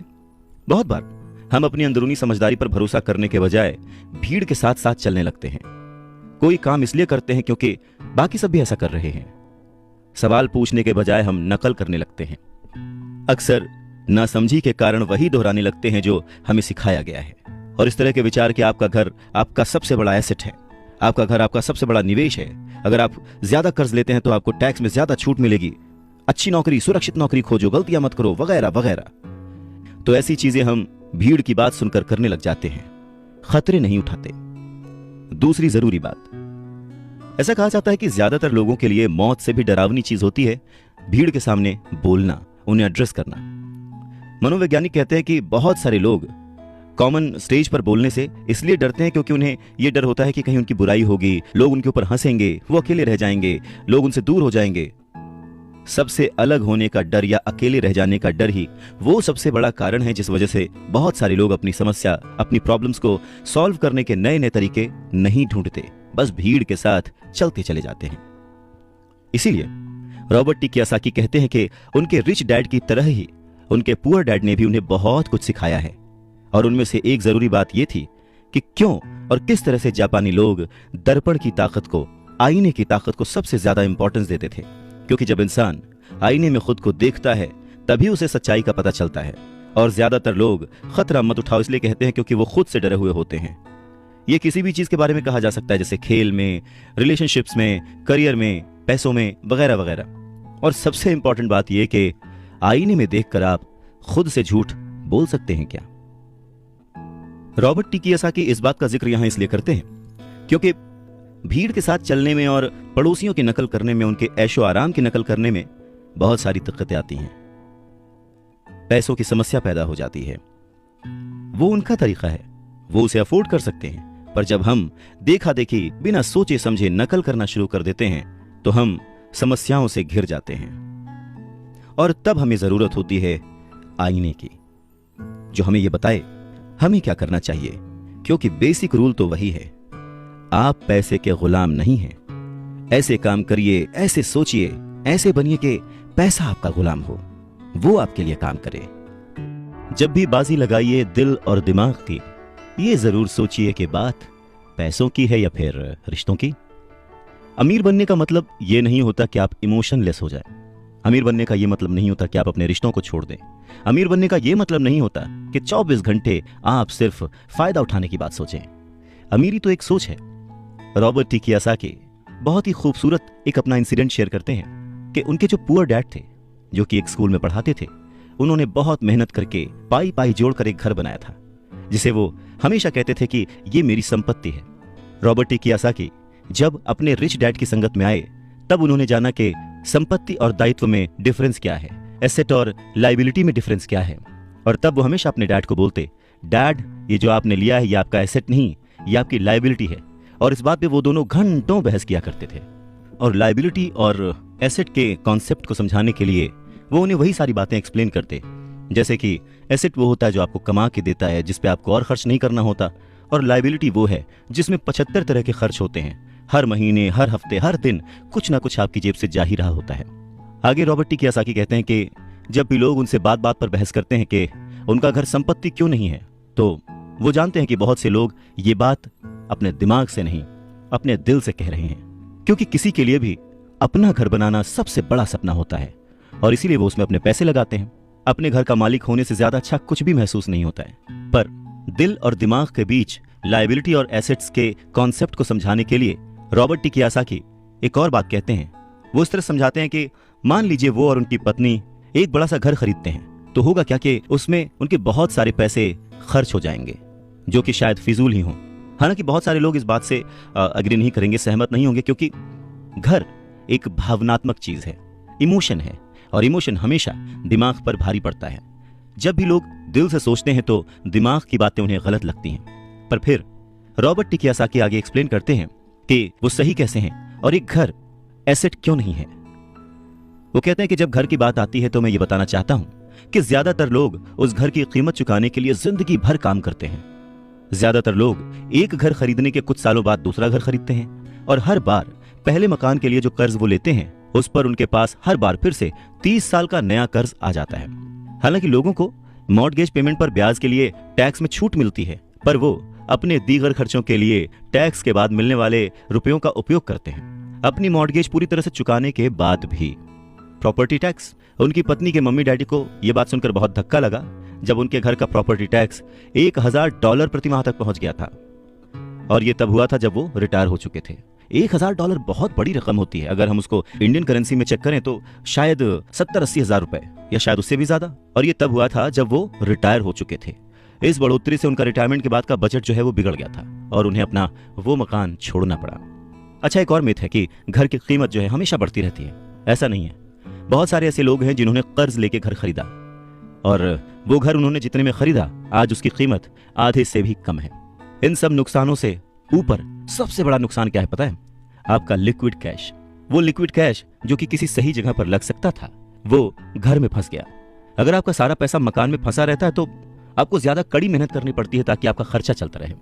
इस दौरान आपकी संपत्ति वाले कॉलम में कोई बढ़ोतरी नहीं होती, मतलब आप और कोई एसेट नहीं बना पाते। अगर एक यंग पति पत्नी, यंग कपल शुरुआत में ही अपना पैसा अपने एसेट वाले कॉलम में लगाए तो उनके आगे के साल बहुत ही आराम से गुजरेंगे, खासकर उस समय जब वो अपने बच्चों को कॉलेज में भेजेंगे। इस दौरान उनकी संपत्ति भी बढ़ जाएगी और उनके खर्चे भी आराम से चलते रहेंगे। तो अगर कम शब्दों में समझें तो ये कि घर खरीदने का फैसला जो है ना वो बहुत ही खर्चीला होता है। इसके बजाय बेहतर ये होगा कि जल्दी ही इन्वेस्टमेंट पोर्टफोलियो बना लिया जाए। देखिए, घर खरीदने का असर किसी भी आदमी पर 3 तरह से पड़ता है। पहला, समय की बर्बादी, क्योंकि इस पूरे दौरान दूसरी संपत्तियों का मूल्य बढ़ चुका होता है। एक्स्ट्रा पूंजी की बर्बादी, एक्स्ट्रा पैसे की बर्बादी जिसे दोबारा निवेश किया जा सकता था, जबकि घर खरीदने के बाद आपको घर से सीधे जुड़े हुए बहुत से खर्च उठाने पड़ते हैं। तीसरा, शिक्षा की बर्बादी। अक्सर ऐसा होता है कि लोग ये मानते हैं कि उनके जो एसेट्स वाले कॉलम में, संपत्ति वाले कॉलम में उनका घर, बचत और रिटायरमेंट प्लान आते हैं। अब क्योंकि उनके पास इन्वेस्ट करने के लिए पैसा नहीं है, इसलिए वो बिल्कुल भी इन्वेस्ट नहीं कर पाते। इस कारण उन्हें इन्वेस्टमेंट का अनुभव कभी मिल ही नहीं पाता। ज्यादातर लोग कभी एक समझदार इन्वेस्टर नहीं बन पाते, और सबसे बढ़िया इन्वेस्टमेंट अक्सर सबसे पहले समझदार इन्वेस्टर्स को बेचे जाते हैं, जो बाद में उन्हें ज्यादा दामों पर सुरक्षित रहने वाले लोगों को बेचते हैं। उन लोगों को बेचते हैं जो रिस्क नहीं उठाना चाहते। तो रॉबर्ट टी कियोसाकी के जो पुअर डैड थे, जो कि बहुत ही पढ़े लिखे थे, उनका फाइनेंशियल स्टेटमेंट चूहा दौड़ में फंसे व्यक्ति का सबसे अच्छा उदाहरण है। नौकरी की, जिंदगी भर पाई पाई इकट्ठा की, घर खरीदा और उस घर का खर्च चलाने के लिए जिंदगी भर मेहनत करते रहे। उनके खर्च हमेशा उनकी आमदनी से ज्यादा होते थे और यहाँ पर रॉबर्ट टी कियोसाकी एक बात बहुत अच्छे से समझाना चाहते हैं कि अगर आप इंडिपेंडेंट बनना चाहते हैं, अमीर बनना चाहते हैं, तो आपके खर्चे कभी भी आपकी आमदनी से ज्यादा नहीं होने चाहिए। कौन कितना अमीर है, अगर ये जानना है तो समझें कि उसकी कमाई हुई दौलत किसी आदमी की वो योग्यता है जिसके सहारे वो आगे कई दिनों तक जिंदा रह सकता है। यानी अगर वो आज काम करना बंद कर दे तो वो बिना कमाए कितने दिनों तक जिंदा रह सकता है, यही उसकी अमीरी है। रॉबर्ट टी कियोसाकी कहते हैं कि आज की कर्जदार सोसाइटी दो बातें मानती है। पहली ये कि खुद का एक घर होना चाहिए, दूसरी ये कि अगर सैलरी बढ़ गई है तो फिर एक ज्यादा बड़ा घर खरीद सकते हैं। पर ऐसी सोच, ऐसी स्ट्रैटेजी की वजह से परिवार ज्यादा कर्ज में फंस जाता है। लोग बुरी तरह से पैसों की तंगी का सामना करने लगते हैं। वो लोग अपनी जॉब्स में बहुत अच्छी सैलरी उठा रहे होते हैं, लेकिन इस सोच की वजह से वो सेविंग नहीं कर पाते।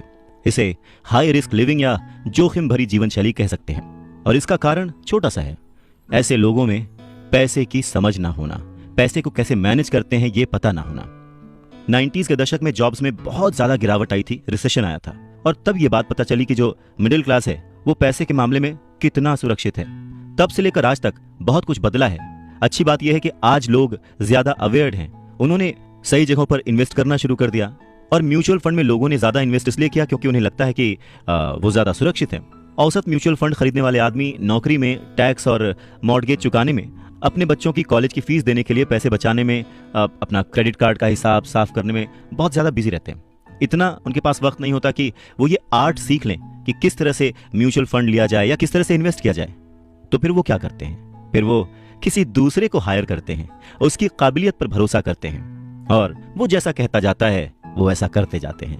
क्योंकि जो पढ़ा लिखा मिडिल क्लास वर्ग है, जो कि पैसे को संभालना नहीं जानता, वो हमेशा यही सोचता है जोखिम मत उठाओ, सुरक्षित रहो। और असली प्रॉब्लम यही है कि पैसे की समझ न होने के कारण लोग खतरों का सामना करते हैं। उनके सेफ रहने के पीछे की इच्छा, यानी हमें कुछ ना हो, उसके पीछे का असल कारण यह होता है कि उनके पास पैसे की तंगी होती है। उनकी जो बैलेंस शीट होती है उसमें खर्चे ज्यादा होते हैं, इनकम कम होती है। या यूं कहें कि उनकी संपत्ति वाला यानी एसेट वाला कॉलम खाली रहता है, तो कोई गलत बात नहीं होगी। और जब सचमुच जिंदगी में वो once in a lifetime वाला मौका आता है ना, तो ये लोग उस मौके का फायदा नहीं उठा पाते, क्योंकि इनके पास पैसे ही नहीं होते इन्वेस्ट करने के लिए। अगर पैसे की समझ आपको है तो आप थोड़ा थोड़ा निवेश करके, बूंद बूंद से सागर भर के अमीर हो सकते हैं। आप सूझबूझ के साथ सही जगह पर इन्वेस्टमेंट करके अपने 5,000 रुपए को 10 लाख रुपयों में कन्वर्ट कर सकते हैं। पर प्रॉब्लम सोच की है, ये जो गरीब वर्ग या मिडिल क्लास जो वर्ग है, वो ऐसे इन्वेस्टमेंट्स को बहुत ही जोखिम भरा मानता है। पर वो ये नहीं जानता कि प्रॉब्लम इन्वेस्टमेंट में नहीं है, प्रॉब्लम उनकी सोच में है, उनकी नासमझी में है। वो ये नहीं जानते कि पैसा कहाँ लगाना है। वो हमेशा अपने पैसों की जिम्मेदारी दूसरों पर लाद देते हैं और उसके लिए खर्च भी करते हैं। तो अगर आप भी दूसरों की तरह सोचते हैं, घर को एक एसेट समझते हैं, इन्वेस्टमेंट करने से डरते हैं, सेफ रहना चाहते हैं, तो ये समझना जरूरी है कि आप किसी के लिए काम करते हैं। सैलरी पर काम करने वाले बहुत ज्यादा लोग मालिक को या फिर अपने शेयर होल्डर्स को अमीर बना रहे होते हैं। एक्चुअली वो उनके लिए काम कर रहे होते हैं। आपकी कोशिशें, मेहनत और सफलता से दरअसल आप नहीं सफल होते, आपका मालिक सफल होता है और उसे उसके रिटायरमेंट के लिए मदद मिल रही होती है। अच्छा, दूसरा, आप सरकार के लिए काम करते हैं। आप समझ सकते हैं कि जब आप काम करते हैं, पैसे कमाते हैं, तो उसका एक हिस्सा टैक्स के रूप में सरकार को जाता है। तीसरा, अगर आपके पास घर है जिसे आप अपना एसेट मानते हैं, जो कि दरअसल एक लायबिलिटी है, तो आप बैंक्स के लिए काम करते हैं। क्यों? क्योंकि आपने उन घरों के ऊपर लोन ले रखा है और वो लोन चुकाने के लिए, क्रेडिट कार्ड का कर्ज चुकाने के लिए आप दिन रात मेहनत करते हैं। तो अगर आप सिर्फ ज्यादा कड़ी मेहनत से काम करते जाएं, तो समस्या यह है कि तीनों ही मामलों में आपको और ज्यादा मेहनत करनी पड़ेगी और फायदा आपको नहीं मिलेगा, किसी और को मिलेगा। तो आपको यह सीखना पड़ेगा कि आपकी ज्यादा मेहनत से किस तरह आपको और आपके परिवार को फायदा हो। मान लीजिए कि अगर आप ये फैसला कर भी लेते हैं कि आप सिर्फ अपने काम से काम रखेंगे, पर पैसों की समझ न होने के कारण, उसे मैनेज करने की समझ न होने के कारण आपको ये नहीं पता होता कि आपके लक्ष्य को किस तरह से निर्धारित किया जाए। अक्सर लोग अपने प्रोफेशन को बनाए रखना चाहते हैं, अपनी सैलरी के सहारे ही अपनी संपत्ति को, अपने एसेट्स को खड़ा करना चाहते हैं। पर जब उनकी संपत्ति बढ़ती है तो वो किस तरह अपनी सफलता का आकलन करते हैं, कब कोई दूसरा आदमी ये महसूस करता है कि वो अमीर है, कि उसके पास दौलत है, और संपत्ति और दायित्व के बीच का बैलेंस कैसा है, ये सब बातें भी समझना उतना ही जरूरी है। तो फिर सवाल वही है कि अमीर कैसे बना जाए। अमीर बनने के लिए आपकी संपत्ति, आपकी सफलता, आपके आसपास का माहौल, आपकी दौलत, इन सब के बारे में आपको सोचना पड़ेगा। एसेट्स और लायबिलिटीज के बारे में सोचना पड़ेगा। सबसे इंपॉर्टेंट है कि अपने दिमाग को हमेशा खुला रखना पड़ेगा, क्योंकि ये जिंदगी भर का सब्जेक्ट है। आपको ये सब्जेक्ट जिंदगी भर पढ़ना है, सीखना है और अमीरी की राह पर आगे बढ़ते जाना है। आधी छोड़ पूरी को धावे, पूरी मिले न आधी पावे। मुश्किल के दौर में, गरीबी के दौर में अपने आप को कैसे संभाला जाए, अपने आप को कैसे गरीबी से उबारा जाए, इस बात को समझाने के लिए रॉबर्ट टी कियोसाकी बहुत ही अच्छा एग्जाम्पल देते हैं। वो कहते हैं कि एक दिन कर्ज लेने के लिए, क्योंकि उनकी माली हालत खराब हो गई थी, तो उन्होंने अपने नए गोल्फ क्लब, आर्ट कलेक्शन, किताबें, स्टीरियो, टेलीविजन, उनके महंगे कपड़े, घड़ियां, जूते और बहुत सारे ऐसी चीजें लोन वाले पेपर में जो संपत्ति वाला कॉलम होता है उसमें लिख दिया, एसेट्स में लिख दिया और भेज दिया। उन्हें लगा कि मेरे पास इतनी चीजें हैं तो लोन अप्रूव हो जाएगा, पर उनका लोन का जो पेपर था, एप्लीकेशन पेपर, वो रिजेक्ट कर दिया गया। क्यों? क्योंकि उनका बहुत सारा इन्वेस्टमेंट फिजूल था। लोन कमेटी को वो बात एकदम भी समझ नहीं आई। वो ये जानना चाहते थे कि उनके पास एक नॉर्मल सी नौकरी क्यों नहीं है जिसमें वेतन मिलता है। उन्होंने उनके महंगे कपड़े और महंगे जो खेल का सामान था उनके बारे में कोई सवाल नहीं किया। जिंदगी में कई बार ऐसी कठिनाइयां आती हैं जब आप स्टैंडर्ड प्रोफाइल में फिट नहीं होते हैं। वो कहते हैं कि उन्हें बड़ा ही अचंभा होता है जब वो किसी को ये कहते हुए सुनते हैं कि उसकी नेटवर्थ करोड़ों रुपए है, लाखों रुपए है, क्योंकि नेटवर्थ के सटीक ना होने का एक खास कारण है।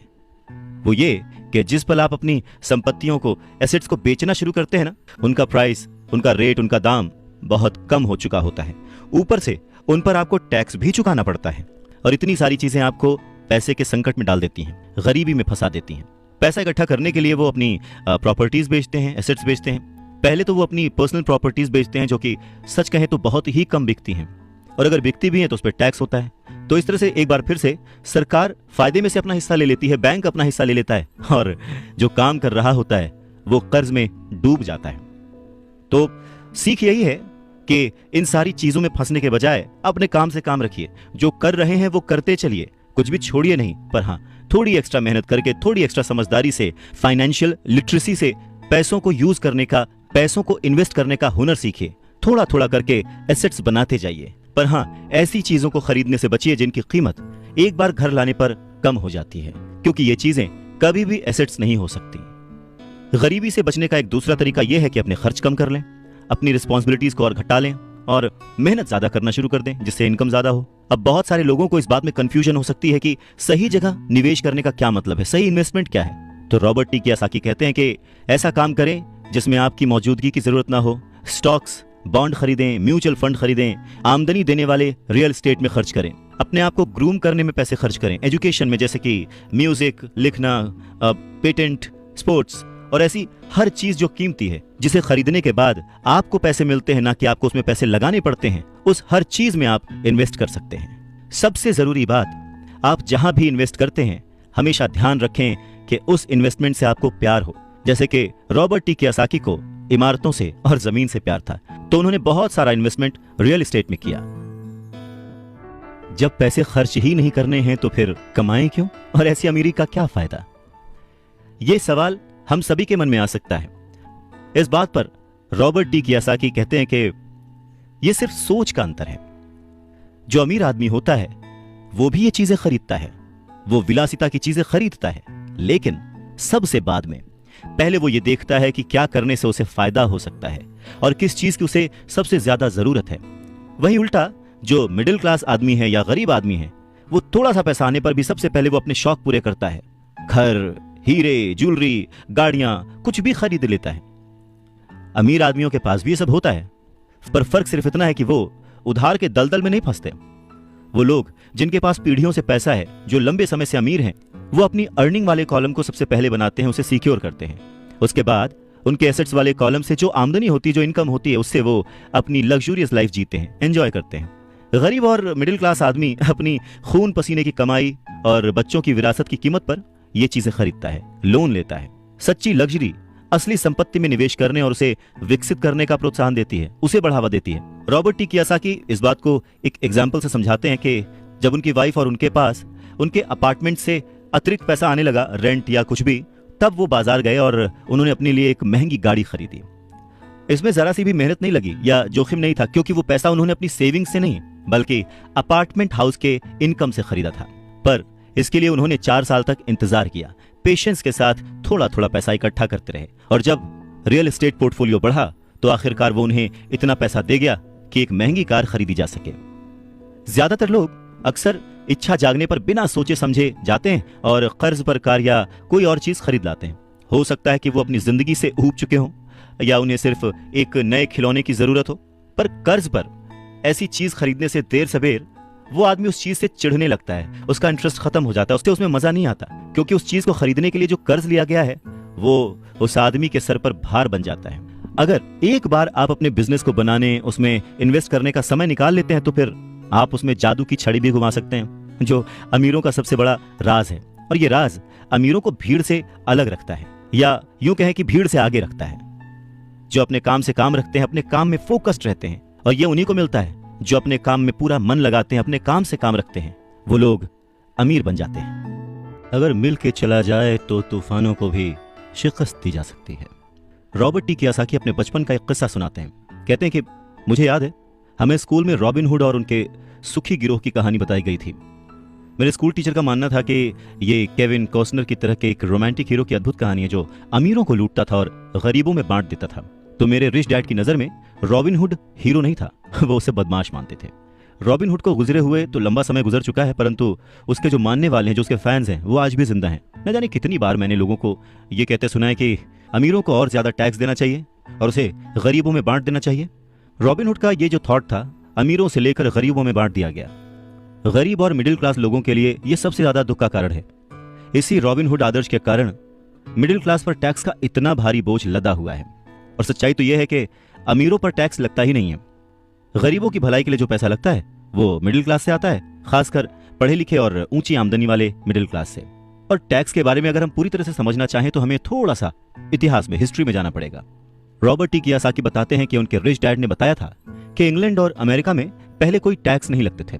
कभी कभार जो वॉर्स होती थी, युद्ध होते थे, उनका खर्च जुटाने के लिए टैक्स जरूर लगाए जाते थे, जिसके लिए किंग या फिर प्रेसिडेंट सिर्फ कह भर देते थे और हर आदमी उसकी बात मानकर अपना सहयोग अपनी इच्छा से देता था।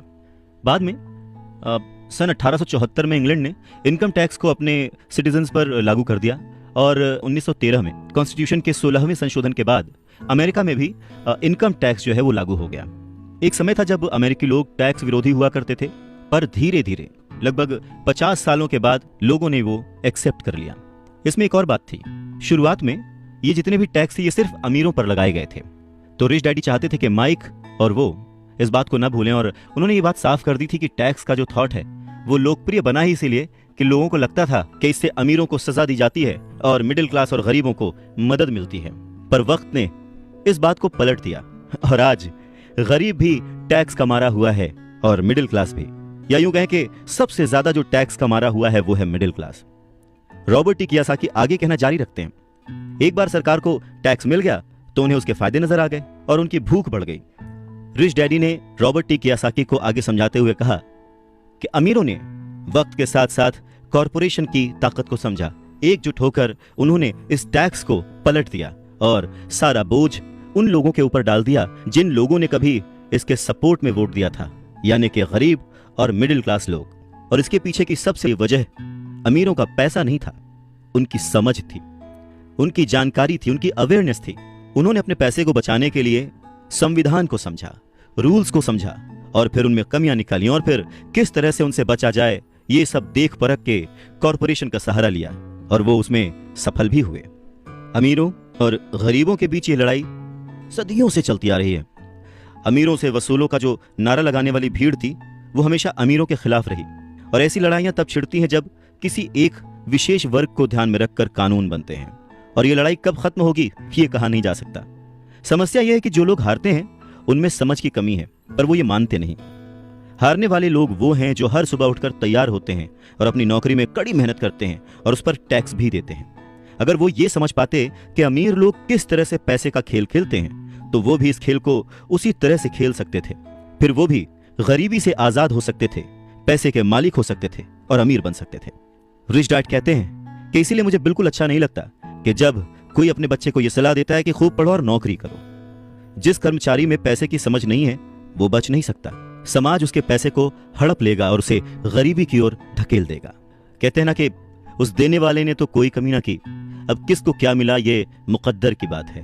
और ये जो मुकद्दर है ये हम अपनी सोच से, अपनी नॉलेज से, अपनी अवेयरनेस से बदल सकते हैं। अमीरी और गरीबी में सिर्फ सोच और समझ का ही फासला है। न हारना जरूरी है, न जीतना जरूरी है। अरे ये जीवन का खेल है, इसे खेलना जरूरी है।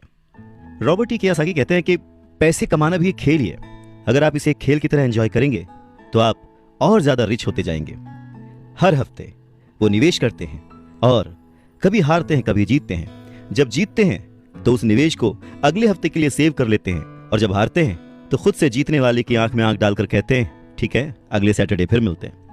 रॉबर्ट टी कियोसाकी की बात से यह समझ में आता है कि पैसा कमाना भी खेल जैसा ही है। अगर आप उसे एंजॉय करते हैं, उसके पीछे नहीं भागते हैं, तो आप धीरे धीरे ही सही पर ग्रो करेंगे और जल्द ही अमीर बन जाएंगे।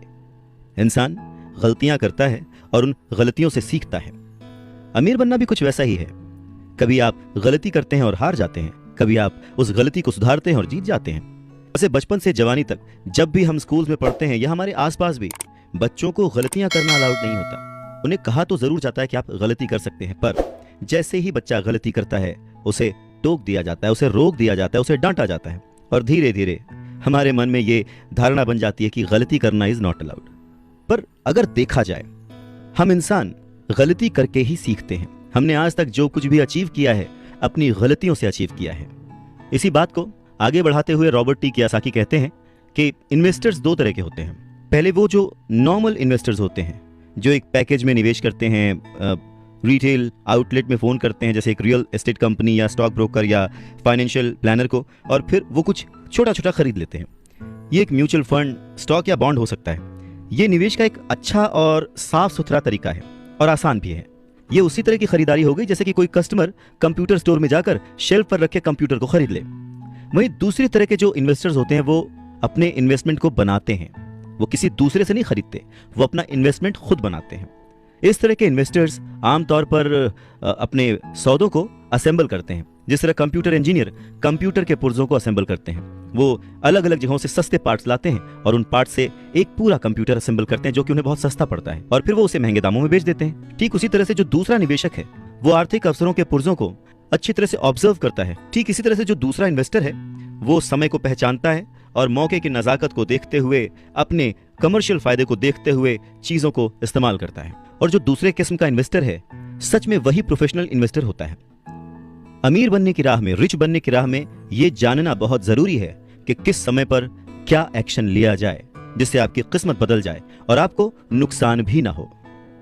अगर आप दूसरे किस्म के इन्वेस्टर बनना चाहते हैं तो आपको खासतौर से इन 3 क्वालिटीज को अपने अंदर इंप्रूव करना होगा, क्योंकि फाइनेंशियल इंटेलिजेंस के अलावा इन क्वालिटीज की भी जरूरत होती है। पहला, किस तरह ऐसे मौके को खोजें जो दूसरों को दिखाई नहीं देता। दूसरे लोग अपनी आंखों से उस मौके को नहीं देख पाते, पर आप अपने दिमाग से और अपने एक्सपीरियंस से उन मौकों को देख सकते हैं। एग्जाम्पल के लिए रॉबर्ट टी कियोसाकी के एक दोस्त ने एक पुराना घर खरीदा जो देखने में बुरा था। हर एक को हैरत थी कि उसने इसे खरीद क्यों लिया, पर दूसरे जो नहीं देख पाए थे वो उनके दोस्त ने देख लिया था, और वो था घर के साथ 4 खाली जमीन के टुकड़े। घर खरीदने के बाद उसने उसे तोड़ा और उन 5 प्लॉट्स को मिलाकर बिल्डर को बेच दिया। इस सारे डील में उसे जो उसने पैसा लगाया था वो तो मिला ही, उसके ऊपर से 3 गुना रकम और मिली। उसने सिर्फ 2 महीने के काम में लाखों रुपए कमा लिए, जो कि उनके लिए बहुत ज्यादा नहीं थी, पर फिर भी देखा जाए कि उन 2 महीनों की मेहनत में अगर वो जॉब में होता तो कितना कमाता वर्सेस उसने इस डील से जो कमाया। दूसरा पॉइंट, पैसा किस तरह से इकट्ठा किया जाए। औसत आदमी बैंक जाता है, पर इस दूसरे किस्म के इन्वेस्टर को यह पता होना चाहिए कि पैसा किस तरह जुटाया जाए और बिना बैंक जाए, बिना लोन लिए किस तरह से पैसा इकट्ठा किया जाए। रॉबर्ट टी कियोसाकी कहते हैं कि उन्होंने भी यह सीखा कि बिना बैंक की मदद लिए घर कैसे खरीदे जा सकते हैं। घर खरीदना बहुत इंपॉर्टेंट नहीं है, पर पैसा इकट्ठा करना बहुत इंपॉर्टेंट है और बहुत ही रेयर आर्ट है। अक्सर वो लोगों को ये कहते सुनते हैं कि बैंक मुझे लोन नहीं दे रहा, या मेरे पास इसे खरीदने के लिए पैसे ही नहीं है। अगर आप दूसरे किस्म के इन्वेस्टर बनना चाहते हैं तो आपको ये सीखने की जरूरत है, क्योंकि ज्यादातर लोग सिर्फ इसीलिए सौदे नहीं कर पाते क्योंकि उनके पास पैसा ही नहीं होता। तो अगर आप इस प्रॉब्लम को पार कर सकते हैं तो आप एक सच्चे इन्वेस्टर हो सकते हैं और बहुत प्रॉफिट कमा सकते हैं। तीसरा पॉइंट, किस तरह से स्मार्ट लोगों को इकट्ठा किया जाए। ऐसे लोग बहुत समझदार होते हैं जो या तो अपने से ज्यादा समझदार लोगों के साथ काम करते हैं या फिर उन्हें अपने साथ काम पर रख लेते हैं। जब भी आपको सलाह की जरूरत होगी ना, तो यही समझदार लोग आपके सलाहकार का काम करेंगे। तो सीखने के लिए बहुत कुछ है, पर हाँ, अगर आपने मन लगाकर सीखा तो आपको उसके फायदे भी बहुत मिलेंगे। पर हाँ, अगर आपके अंदर इतनी इच्छा नहीं है, आप इतना टाइम नहीं दे सकते, आप उतने अमीर नहीं बनना चाहते, तो फिर आपको पहले किस्म का ही इन्वेस्टर बने रहना चाहिए। आप तो जानते हैं वही आपकी सबसे बड़ी पूंजी है। आप जो नहीं जानते वही आपका सबसे बड़ा जोखिम है। जोखिम तो हमेशा रहता है, इसीलिए इससे बचने के बजाय इसे मैनेज करना सीखें, तभी आप तरक्की कर पाएंगे और अमीर बन पाएंगे। जब जिंदगी आपको नींबू थमाए तो जल्दी से शरबत बना लो और पी लो। अवसर पहचानना किसी भी इन्वेस्टर की सबसे बड़ी क्वालिटी होती है। फाइनेंशियल बुद्धि का मतलब है ज्यादा विकल्प होना। अगर अवसर आपके सामने आ ही नहीं रहे हैं तो फिर आप अपनी गरीबी को सुधारने के लिए और क्या कर सकते हैं। अगर कोई अवसर आपकी झोली में आकर गिर जाए पर आपके पास पैसा ही नहीं है और आप उसमें इन्वेस्ट ही नहीं कर सकते, ऊपर से बैंक वाले आपको उधार नहीं दे रहे, आप पैसे का कहीं से इंतजाम नहीं कर पा रहे, तो फिर उस मौके का आप फायदा कैसे उठा सकते हैं। मान लीजिए अगर आपका अनुमान जो है वो गलत हो जाए और अगर आप जिसकी उम्मीद करते हैं वो नहीं हो, तो फिर आप क्या करेंगे? कैसे एक छोटी सी चीज को लाखों में बेचेंगे? अगर ये करना आपको आता है तो इसे ही कहते हैं फाइनेंशियल बुद्धि, यानी फाइनेंशियल इंटेलिजेंस। ज्यादा मतलब नहीं इस बात से। एग्जाम्पल लेते हैं कि एक नींबू है और उसको लाखों में बेचना है, तो लाखों में बदलने के लिए कितने अलग अलग तरह से आप उसको यूज कर सकते हैं। इसका मतलब है कि आप अपनी पैसे की समस्याओं को सुलझाने में कितने क्रिएटिव हैं। ज्यादातर लोग केवल एक समाधान जानते हैं, नींबू निचोड़ो और शरबत बना के पी लो, यानी कि कड़ी मेहनत करो, बचत करो और उधार लो। तो आपको अपनी फाइनेंशियल बुद्धि क्यों बढ़ानी चाहिए? रॉबर्ट टी कियोसाकी कहते हैं, क्योंकि आप उस तरह के इंसान होना चाहते हैं जो अपनी किस्मत खुद लिखता हो। आप जो हो रहा है उसे होने देते हैं और उसे बेहतर में बदलने की ताकत रखते हैं। ऐसे बहुत कम लोग ये बात समझ पाते हैं कि किस्मत भी हम ही लिखते हैं। जिस तरह की पैसा बनाया जाता है, अगर आप ज्यादा किस्मत वाले होना चाहते हैं और ज्यादा पैसा बनाना चाहते हैं तो बहुत कड़ी मेहनत करने के अलावा आपको अपनी फाइनेंशियल बुद्धि को भी तैयार करना होगा, सीखना होगा। अगर आप इस तरह के आदमी हैं जो सही चीज होने का इंतजार करता है, तो शायद आपको बहुत लंबे समय तक इंतजार करना पड़ सकता है।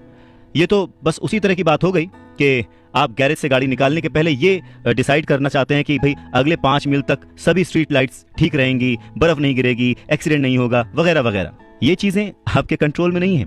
आपके कंट्रोल में है सिर्फ गाड़ी चलाना। ठीक उसी तरह से आपके कंट्रोल में है अपने प्लान्स बनाना, अपनी समझ और सूझबूझ का इस्तेमाल करते हुए। जिस काम से आप एक महान इंसान बन सकते हैं, एक अमीर इंसान बन सकते हैं, क्या वो काम आप चंद पैसों के लिए करेंगे? नहीं ना। सीखने के लिए काम करें, पैसों के लिए नहीं। रॉबर्ट टी कियोसाकी एक घटना का जिक्र करते हैं। कहते हैं कि 1995 में मैंने सिंगापुर के एक अखबार में इंटरव्यू दिया। अब युवा महिला रिपोर्टर बहुत ही टाइम पे आ गई और इंटरव्यू शुरू हो गया। हम एक बहुत ही बड़े से होटल की लॉबी में कॉफी पी रहे थे और मेरा जो सिंगापुर जाने का रीजन था उसके बारे में डिस्कशन कर रहे थे। तभी उस रिपोर्टर ने मुझसे कहा, एक दिन मैं भी आपकी तरह एक बेस्ट सेलिंग लेखक बनना चाहती हूँ। मैंने उसके कई राइटअप्स और लेख पढ़े थे और उनसे प्रभावित भी था। वो बहुत अच्छा लिखती थी, बहुत ही साफ। तो मैंने उसे कहा, बिल्कुल आप कर सकती हैं, क्योंकि आप जो लिखती हैं वो बहुत ही बढ़िया है। वैसे कौन सी चीज है जो आपको आपके सपनों को पाने से रोक रही है? उसने कहा कि मेरा काम जो है वो कभी कहीं जाता है, कभी कहीं जाता है। हर आदमी कहता है कि मेरे उपन्यास बहुत बढ़िया हैं, पर एक्चुअली होता कुछ नहीं है। इसलिए मैं अखबार में काम कर रही हूँ, कम से कम इससे मेरा खर्च तो चली जाता है। अब आपके पास कोई सुझाव है क्या इस बारे में? मैंने कहा, हाँ बिल्कुल है। सिंगापुर में मेरा एक दोस्त है, वो एक स्कूल चलाता है जहाँ लोगों को बाइंग सेलिंग रिलेटेड ट्रेनिंग दी जाती है। वो सिंगापुर में कई बहुत ही बड़े बड़े कॉर्पोरेशंस के लिए सेल्स ट्रेनिंग कोर्स चलाता है और मैं समझता हूँ कि उसके कोर्स में शामिल होने से आपका करियर बहुत ज्यादा आगे चला जाएगा। ये बात सुनने के बाद वो थोड़ा सा रूखी हो गई। वो कहने लगी कि मतलब आप ये कहना चाहते हैं कि मुझे ये सब सीखने के लिए स्कूल जाना पड़ेगा? तो मैंने हाँ कह के सिर हिलाया और फिर उसे इस बात पर विश्वास ही नहीं हुआ कि मैं सचमुच उसे स्कूल जाने के लिए कह रहा हूँ। मैंने उसे कहा कि इसमें गलत ही क्या है, पर तब मुझे रियलाइज हुआ कि मुझे अपने शब्द वापस ले लेने चाहिए। उसे मेरी किसी बात का बुरा लग गया था शायद, और अब मैं सोच रहा था कि कितना अच्छा होता अगर मैंने उसे कुछ भी सुझाव नहीं दिया होता।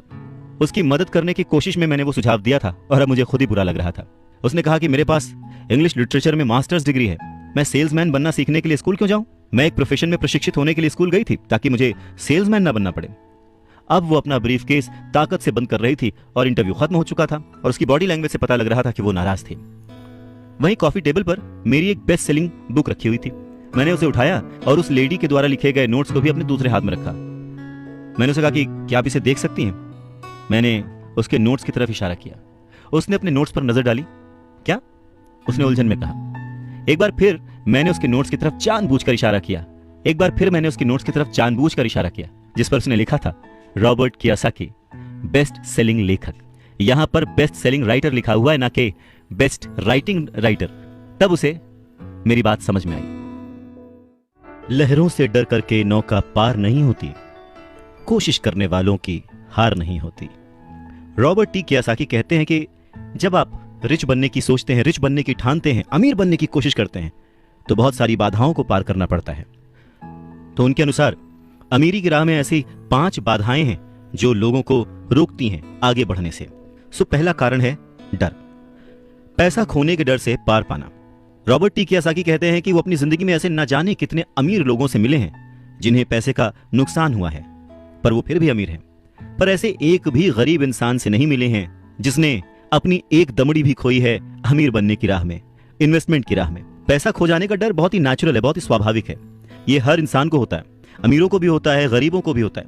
पर प्रॉब्लम डर नहीं है, प्रॉब्लम है कि आप इस डर का सामना किस तरह से करते हैं। पैसा खोने के बाद की स्थिति से, उसकी सिचुएशन से किस तरह से बाहर आते हैं, आप अपनी असफलताओं को किस तरह से ट्रीट करते हैं, ये आपकी लाइफ में बहुत इंपॉर्टेंट है। ये आपकी लाइफ में केवल पैसे के बारे में नहीं है, बल्कि हर चीज के बारे में है।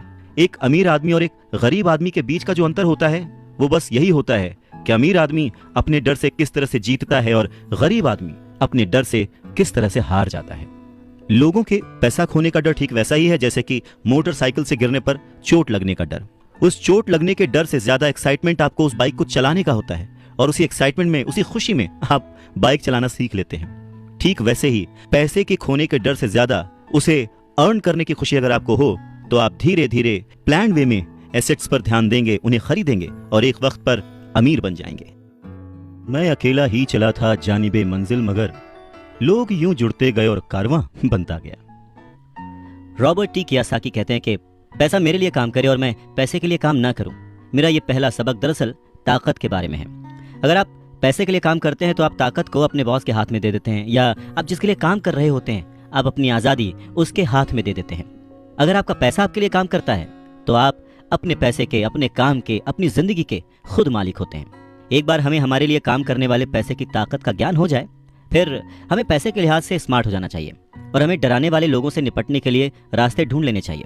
पर ऐसा करने के लिए आपको कानून की समझ होनी चाहिए, अपने आसपास की समझ होनी चाहिए, मार्केट में क्या चल रहा है इस बात की समझ होनी चाहिए, और सिस्टम कैसे काम करता है इसकी भी समझ होनी चाहिए। अगर आप अवेयर नहीं हैं, मतलब नॉलेजेबल नहीं हैं, ज्ञानी हैं, आप केयरलेस हैं, अपनी चीज़ों को समझना नहीं चाहते, तो आपको बड़ी आसानी से डराया और हराया जा सकता है। अगर आप जानते हैं कि आप क्या बात कर रहे हैं और मुसीबत कैसी है और उसे कैसे सॉल्व किया जाए, तो आपको आसानी से डराया नहीं जा सकता। रॉबर्ट कियोसाकी के रिच डैडी हमेशा उन्हें ये कहा करते थे कि स्मार्ट बनो, ताकि तुम्हें कोई भी कहीं से भी आके धक्का ना दे जाए। और उन्होंने अपनी ज़िंदगी में बस इसी उसूल को अपनाया था। वो कानून जानते थे क्योंकि वो कानून का आदर करते थे। वो कानून जानते थे क्योंकि कानून न जानना बहुत महंगा साबित हो सकता था। अगर आप जानते हैं कि आप सही हैं तो आप किसी से भी उलझने से नहीं डरेंगे, आप किसी के भी सामने अपनी बात रखने से नहीं डरेंगे, चाहे आपका मुकाबला विश्व के सबसे ताकतवर आदमी से ही क्यों ना हो। तो रॉबर्ट टी कियोसाकी के जो पुअर डैड थे वो हमेशा उन्हें मोटिवेट करते थे कि वो कुछ भी करके एक अच्छी सी नौकरी कर लें, कॉर्पोरेशन में किसी ऊंचे पद पर चले जाएं। और यही बात जब रॉबर्ट टी कियोसाकी ने अपने रिच डैड से शेयर की तो वो हंसे और उन्होंने कहा कि उस कॉर्पोरेट लैडर पर चढ़ने की बजाय क्यों ना उसका मालिक ही बन जाया जाए। बचपन में रॉबर्ट टी कियोसाकी को यह समझ नहीं आया था कि कॉर्पोरेशन के मालिक होने से रिच डैड का क्या मतलब था। पर मुद्दे की बात यह है कि अगर रॉबर्ट टी कियोसाकी के रिच डैड नहीं होते तो वो अपने पुअर डैड की बात मानकर किसी जगह नौकरी कर रहे होते। उनके रिच डैड ने बार बार याद दिलाया कि भीड़ के साथ चलने की जरूरत नहीं है, अपनी सोच रखो, अपनी समझ रखो और फिर अपनी जिंदगी की दिशा खुद तय करो। रॉबर्ट टी कियोसाकी अपनी कहानी कहते हैं कि जब तक मैं 25 साल का हुआ तब तक मेरे रिच डैड की सलाह मुझे समझ नहीं आती थी। उन्होंने कुछ दिन पहले ही मरीन कॉर्प्स छोड़ी थी और जेरोक्स कंपनी के लिए काम कर रहे थे। वहां उन्हें बहुत पैसा मिल रहा था, पर बार बार अपनी तनख्वाह को चेक करते थे और हमेशा निराश होते थे। टैक्स इतना ज्यादा कटता था कि उन्हें और ज्यादा काम करना पड़ता था अपनी जरूरतों को पूरा करने के लिए। धीरे धीरे वो सफल होने लगे, सक्सेसफुल होने लगे। तो उनके जो बॉसेस थे उन्होंने उनको प्रमोशन दी और सैलरी बढ़ा दी। उन्हें ये बात सुनकर बहुत अच्छा लगा और जैसे ही उन्होंने अपनी ये बात अपने रिच डैड से शेयर की तो उन्होंने कहा, अच्छा तो तुम्हारे बॉस अमीर बन रहे हैं, तुम्हारी कंपनी अमीर बन रही है, तुम किसके लिए काम कर रहे हो, तुम किसे अमीर बना रहे हो। तो बस 1974 में जेरोक्स के कर्मचारी के रूप में ही उन्होंने अपना पहला कॉर्पोरेशन बनाया और अपने काम से काम रखना शुरू कर दिया। पहले से ही उन्होंने संपत्ति वाले कॉलम में कुछ चीजें लिख रखी थी और खरीद रखी थी, पर अब उन्होंने ये ठान लिया था कि उन्हें और ज्यादा बढ़ाना है, उन्हें अपने एसेट्स और बढ़ाने हैं और अपनी लायबिलिटीज को और कम करना है।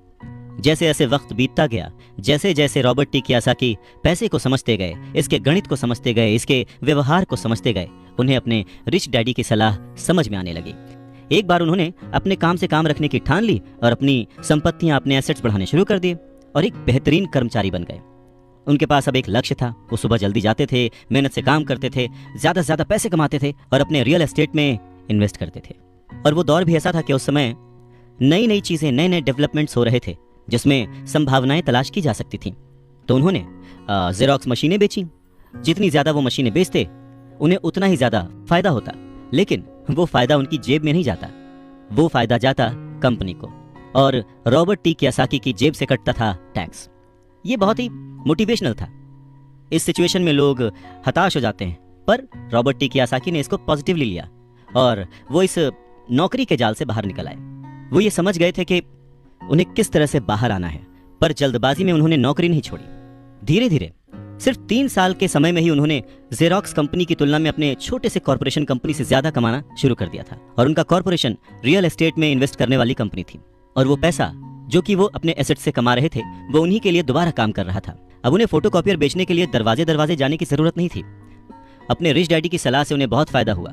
जल्दी ही उनकी प्रॉपर्टीज से आने वाले कैश फ्लो में इतना ज्यादा बढ़ोतरी हो गई कि उनकी कंपनी ने उनके लिए पहली कार खरीद के दी। उनकी पुरानी कंपनी जेरोक्स के लोगों को लगा कि वो अपना कमीशन बेच रहे हैं, परंतु ऐसा था नहीं। उन्होंने अपने कमीशन को अपने एसेट्स में कन्वर्ट कर रखा था।